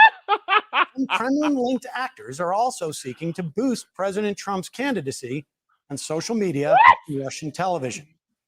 Donald Trump's own intelligence is publicly saying that Russia is actively trying to help him and hurt Joe Biden. Trump campaign. God, that's the funniest shit I've ever seen in my life. What would Michael Brooks say about that? I didn't see the clip. Like, what the hell? Hold on, guys. I'm dying laughing because I did not see that clip before. I knew he was on MSNBC. This man was on MSNBC and Russia gated. Yep. But he covered for emoji. Oh, this is who he covered for. Oh. I call him emoji because he looks like an emoji. Chris Hayes, yeah. Look, that's the emoji that does that. That's him. That's what we covered for. I'm like crying, bro, because like I did not see the clip. This boy went on MSNBC. I told you guys all the shit I would cover if I was on MSNBC. This man Sam Cedar went on MSNBC and Russia gated. Look, I don't care what nobody says. Chris Hayes looks like the transition between Rachel Maddow and Sam Cedar. If you did a sliding scale, you would go from Rachel Maddow to Sam Cedar, and Chris Hayes would be right smack dab in the middle. I'm just saying. Guys, this guy That's the guy who calls people right wingers. Chris Hayes looks like when Sam Cedar and Rachel Maddow had a child. Boom, there you go. Oh, stop. Oh, man. Put them together. Put them together. Oh, there you go. Man. That was so funny, dude. I almost want to finish the clip. That shit is so fun. I cannot believe he did that. Like, I honestly did not. Hold on, look at this. I did not know it was that fucking bad, bro. Yo, this dude is Russiagating. This is terrible. Shout out to Aaron Monte because he debunked all that. Yep. Gosh, this is awful, man. Thank you for keeping the volume off because I can't stand another minute. But like, guys, I'm sharing that for you guys. That's the guy who he called Jimmy Dore a right winger. He smears the people who march for Medicare for All as a right winger. But he went on MSNBC and pushed fucking Russiagate. That is unbelievable. God. Like I told you guys that Sam Cedar was on MSNBC. So I literally just Googled Sam Cedar MSNBC. I didn't see that clip. I didn't know he sunk that low. He actually went like, bro, you think about all this shit you can talk about. You can blow the boomer's mind. He decided to manufacture consent. That's what he did. Just about the little shit that we know, that we tired of talking about. On Twitter, he could have said some, you know what I'm saying? Some shit that they don't even hear. That's what I'm saying, bro. I know y'all will get mad at me because I will set the MSNBC contract, but I have a strategy, bro. I would take that contract and get canceled in one day. Cause I'm thinking like, bro, imagine all the shit I could expose to the shit libs. I would do a segment debunking Russiagate. Like I have done multiple segments in my time as a citizen journalist debunking Russiagate. Think about all the things you can talk about. That would blow my mind. Yo, all the things you can talk about. You push Russiagate when you're on MSNBC. What? Let's get serious here, bro.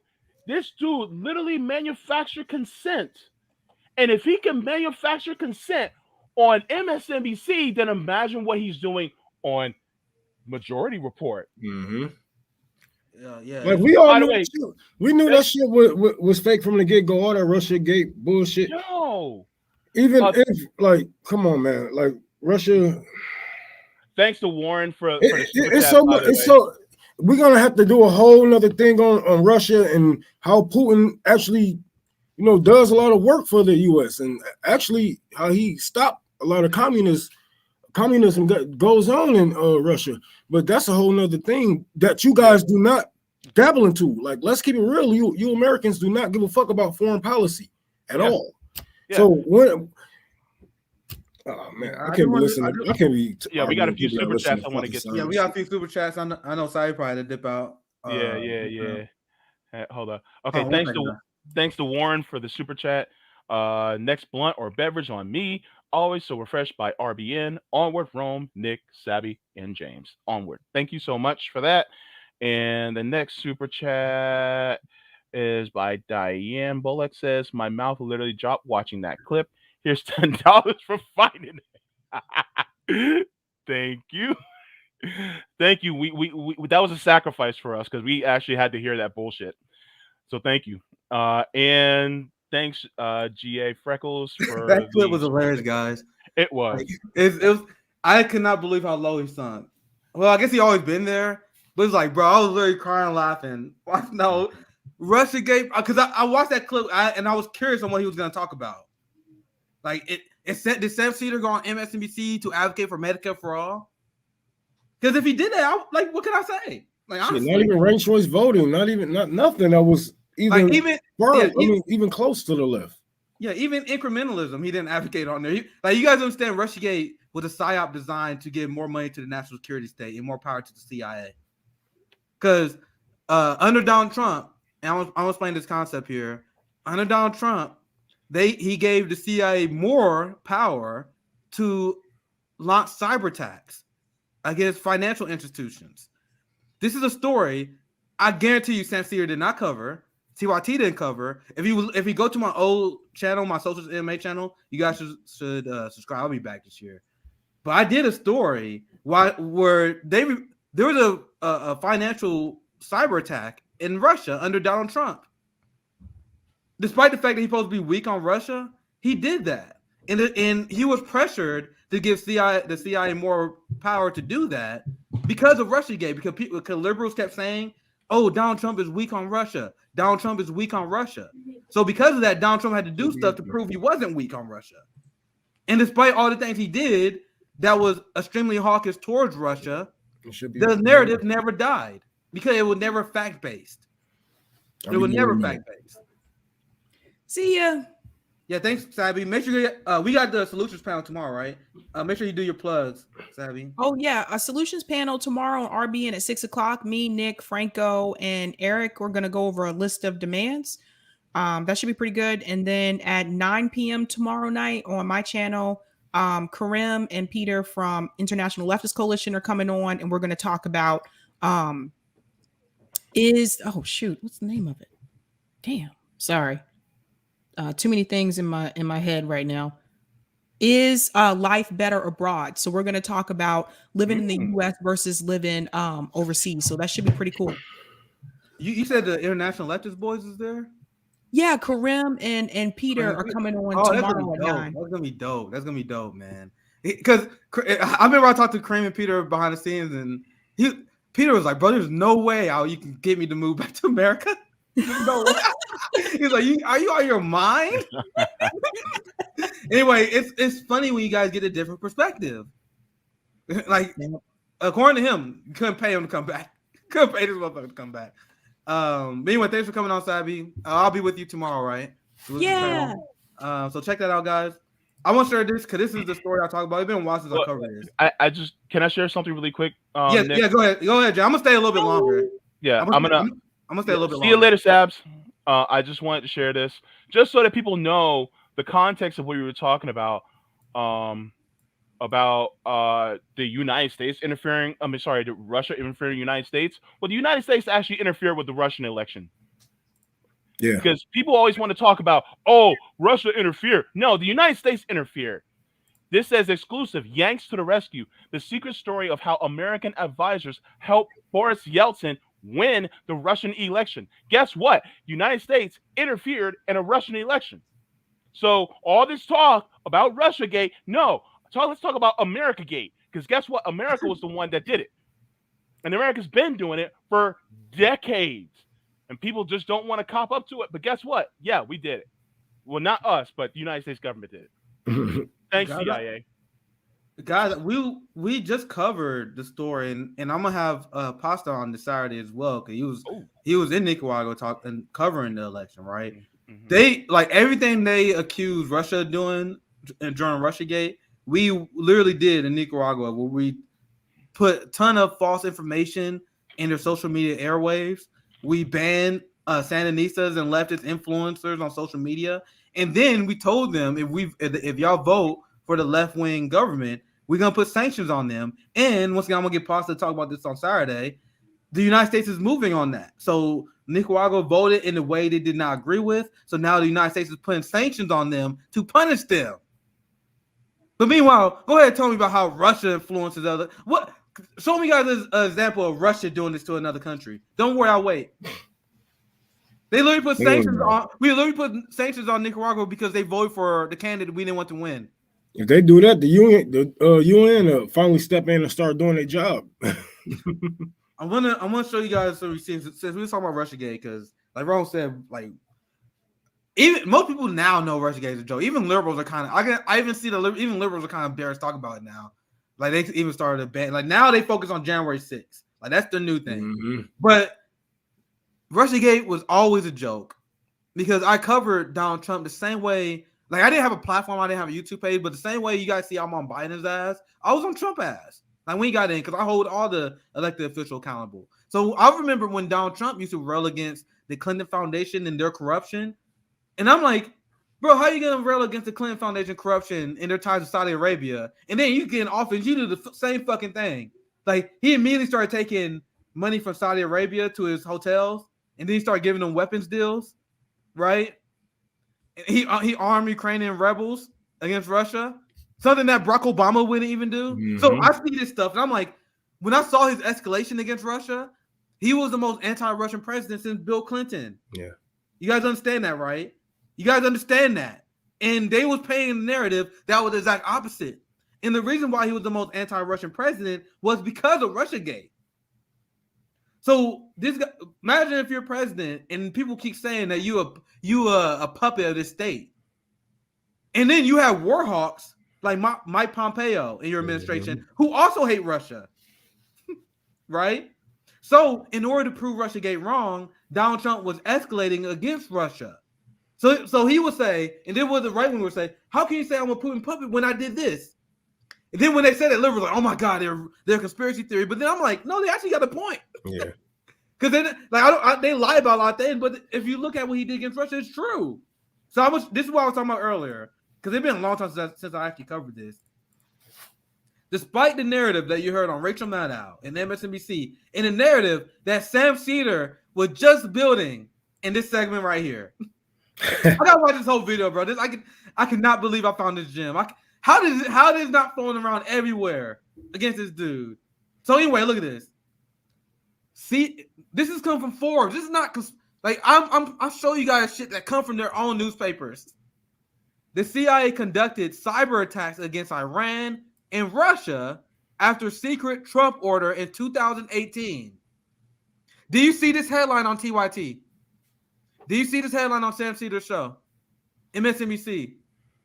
Doesn't this debunk the whole idea that Trump is a Putin puppet? So I'm going to stay a little bit longer. Let me get some info for you guys. So Donald Trump issued a secret order in 2018, giving the agency broad power to undertake such actions. And you guys understand why I said that no one battle against the national security state? Now you guys understand why I call out quote-unquote right-wing populists, which is a myth. How can you say you're a populist and you support Donald Trump when he's giving the CIA more power? Someone explain to me how that makes sense. Let's see. Let's get some more. They've been watching our report on this. So they had a secret authorization that was issued in 2018. The U.S. spy agency, it gave them more freedom to conduct cyber operations, choose its target without the White House's approval. So the CIA can launch cyber attacks in other sovereign countries without permission of the commander-in-chief. Do you guys understand how fucking crazy that is? This is the result of your Russiagate.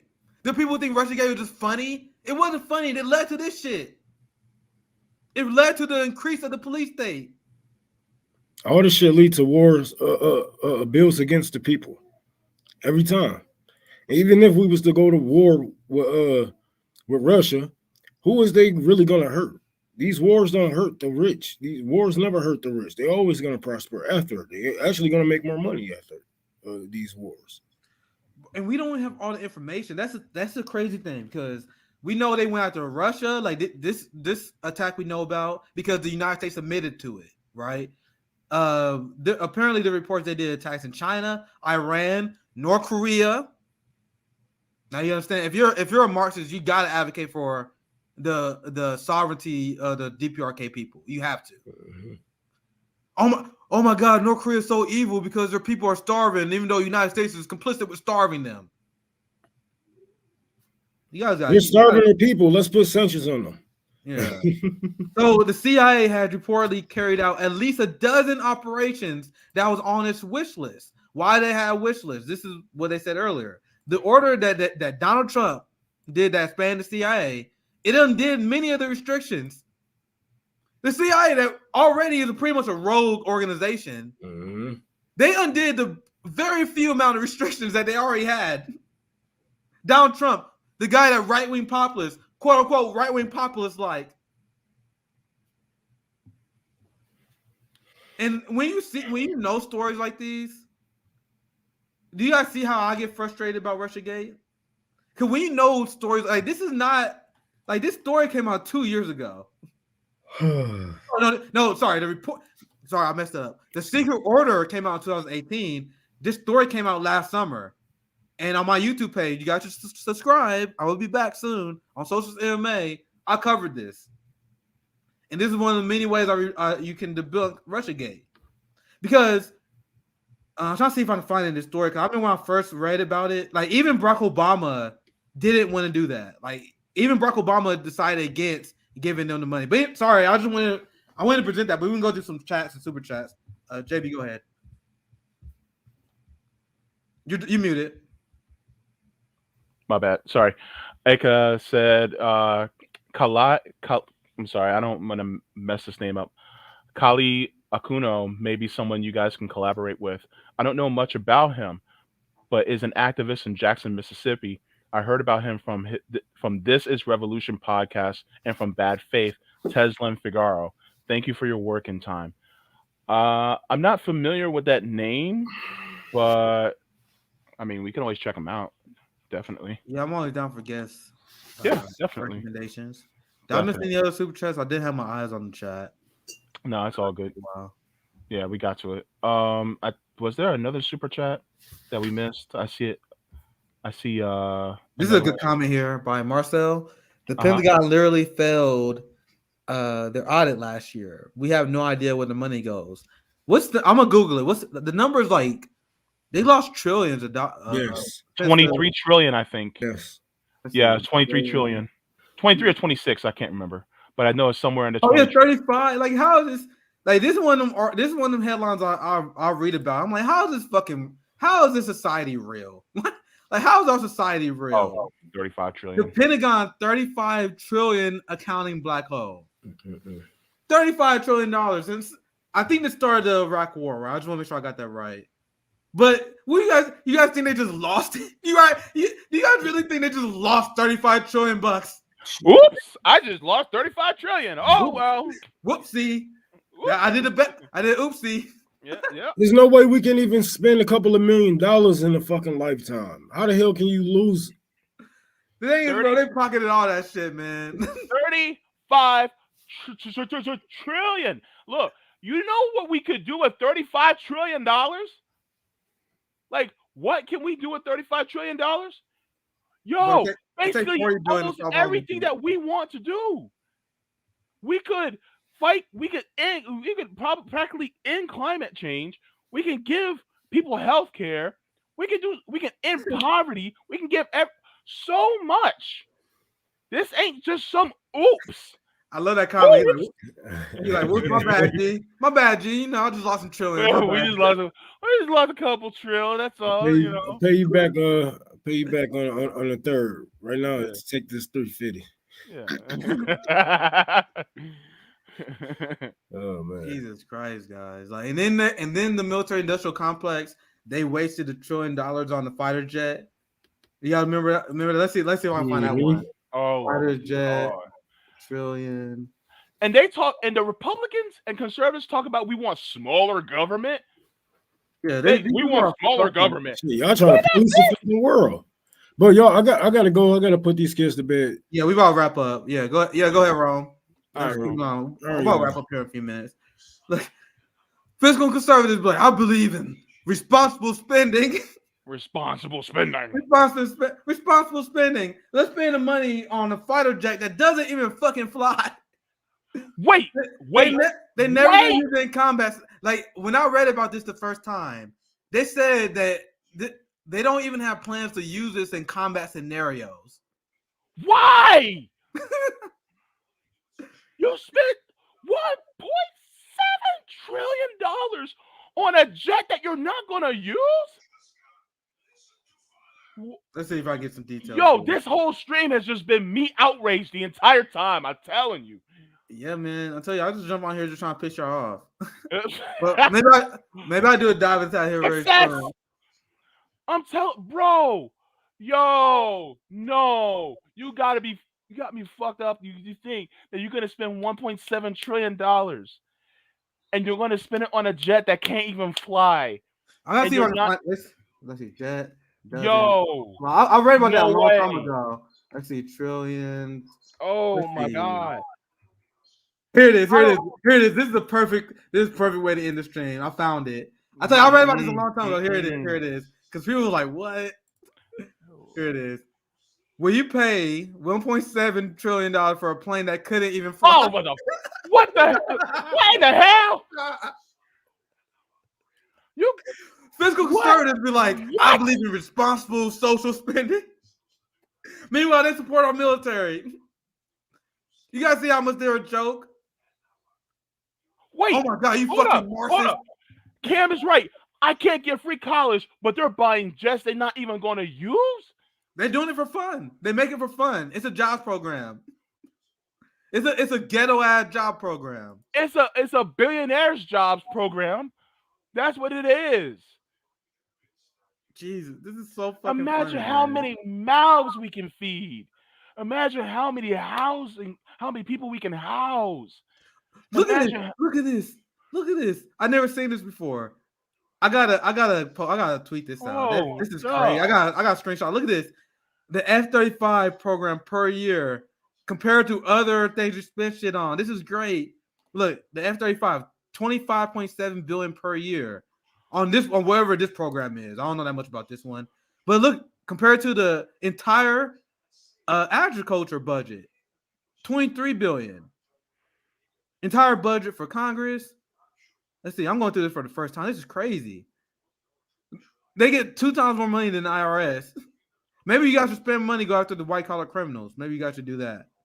That'd be great. Leave us alone. Go after the white-collar criminals that funnel money. That would be awesome. But this is crazy. I gotta reread this stuff. Right? I'll read these things and it'd be like a long time since I read them. And then I read them again. I'm like, damn, fuck. I forgot it was that bad. It's just so bad that you just gotta laugh, bro. That's how bad this is. People, look, we live in a failed state, yo. Like, real talk. Like, I don't care what nobody says.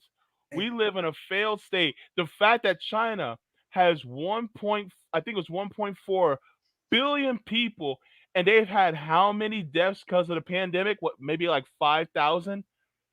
And how many deaths do we have? And people want to talk about how bad China is, and yet I think we have like a third of their people. I'm sorry.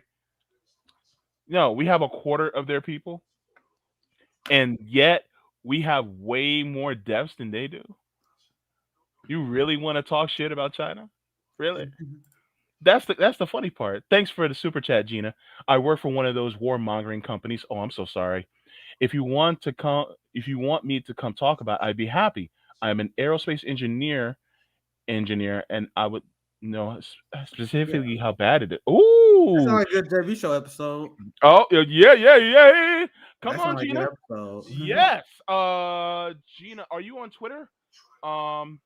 Actually, you know what? Let me put. Yeah, I know Gina's Twitter. I know Gina pretty well. Okay, yeah, Gina. So just tag me, and then if I'm not following you, I'll follow you, and then we can DM each other, and we'll set up a talk, because I definitely want to talk about that. That'd be very interesting. Thank you so much for reaching out, by the way. I appreciate it. So we have the Pentagon stealing $35 trillion from the Treasury.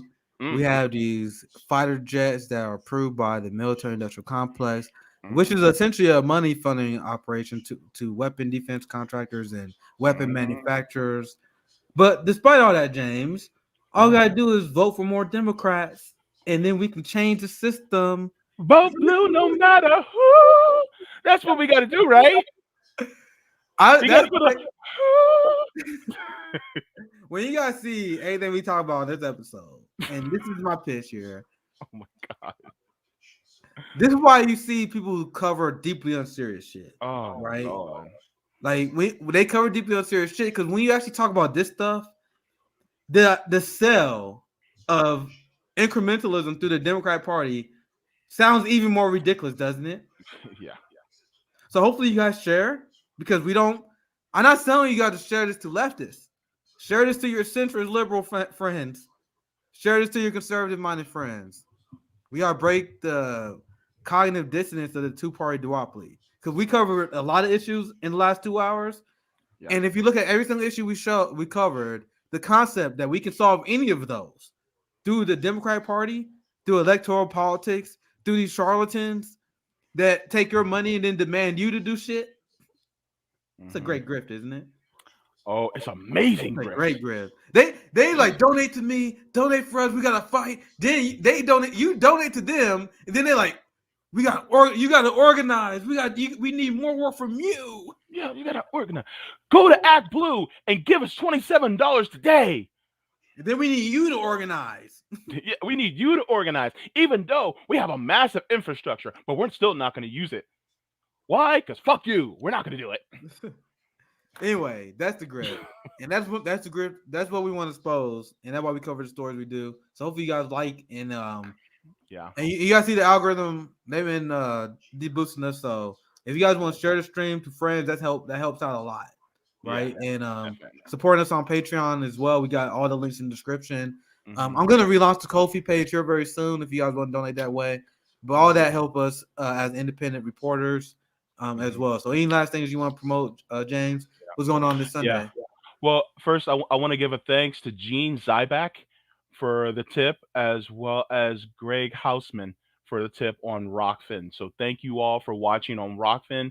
We deeply appreciate you guys getting on there and watching us from there, because we're trying to expand Rockfin so we won't be as dependent on YouTube as well. Thank you. For this Sunday, I am going to be having on Sharif Suggs. He is an activist in New York, and we're going to be talking about the actions that he's taking as of late. And I can't wait to have him on. I'm not sure if I wanted to talk about this story this evening. I didn't get to it, but I'm not sure if I'll cover it on my show or I'll cover it on RBN. But there's a story out right now that the Israeli government is sending moles to basically spy on Muslim civil rights group in the United States, and they actually talked about that. So I'm going to get to that story ASAP, because that is something that's big, because we literally have a foreign government sending spies into our country to spy on those groups. And I honestly am thinking that the United States is actually literally allowing it. So what else are they allowing from other left-wing groups? Yes, I'll make sure I watch that one. I gotta make sure I watch that one. Yeah. Because I had the whole news conference set up and everything, but we'll get to it at another time. So Kamali's around, but this is why I made the plug I did earlier. We are real people who live real life, guys. Yeah. Kamali is a busy guy, and when we do these shows, it takes a lot of preparation. So when we ask for support, like Patreon, Ko-fi, that kind of stuff make it easier for us to do this kind of stuff. Like, it's not just us saying it just to say it. Like, more support so we can truly be independent. So I can actually pay these people so we can do this full time will allow us to have more content. Yeah. And that kind of stuff, that's the reality of the situation. We will see more Kamali. We will see more Josana. We will see more of these. We'll see more CJ. And we can do this full time. So that's why we asked if you want support, if you can. Right? Yeah. It allows you to see us more. That's the real answer to that, to be honest. So support if you enjoy the show. But Jay, any last thoughts? No, yeah. I mean, they're literally working. Like, he's probably still at work right now. And so unfortunately, because he has to work for the corporate masters, same thing with CJ, same thing with Josana. Sabby's gonna have to, get back in there soon because she has to get another job. It's tough. I'm on disability, so yeah, I'm broke as hell, but I'm surviving by the skin of my teeth. But so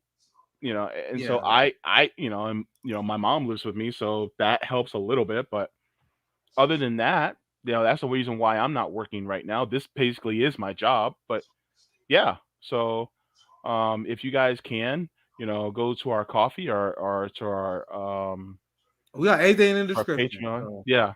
So I mean, yeah, you guys can do that. Because truth be told, 30% of the super chats go straight to YouTube. They don't go to us. Yeah. So thank you guys for watching. Social 7 May, my boy James, we sign out. Take care, guys. Yeah.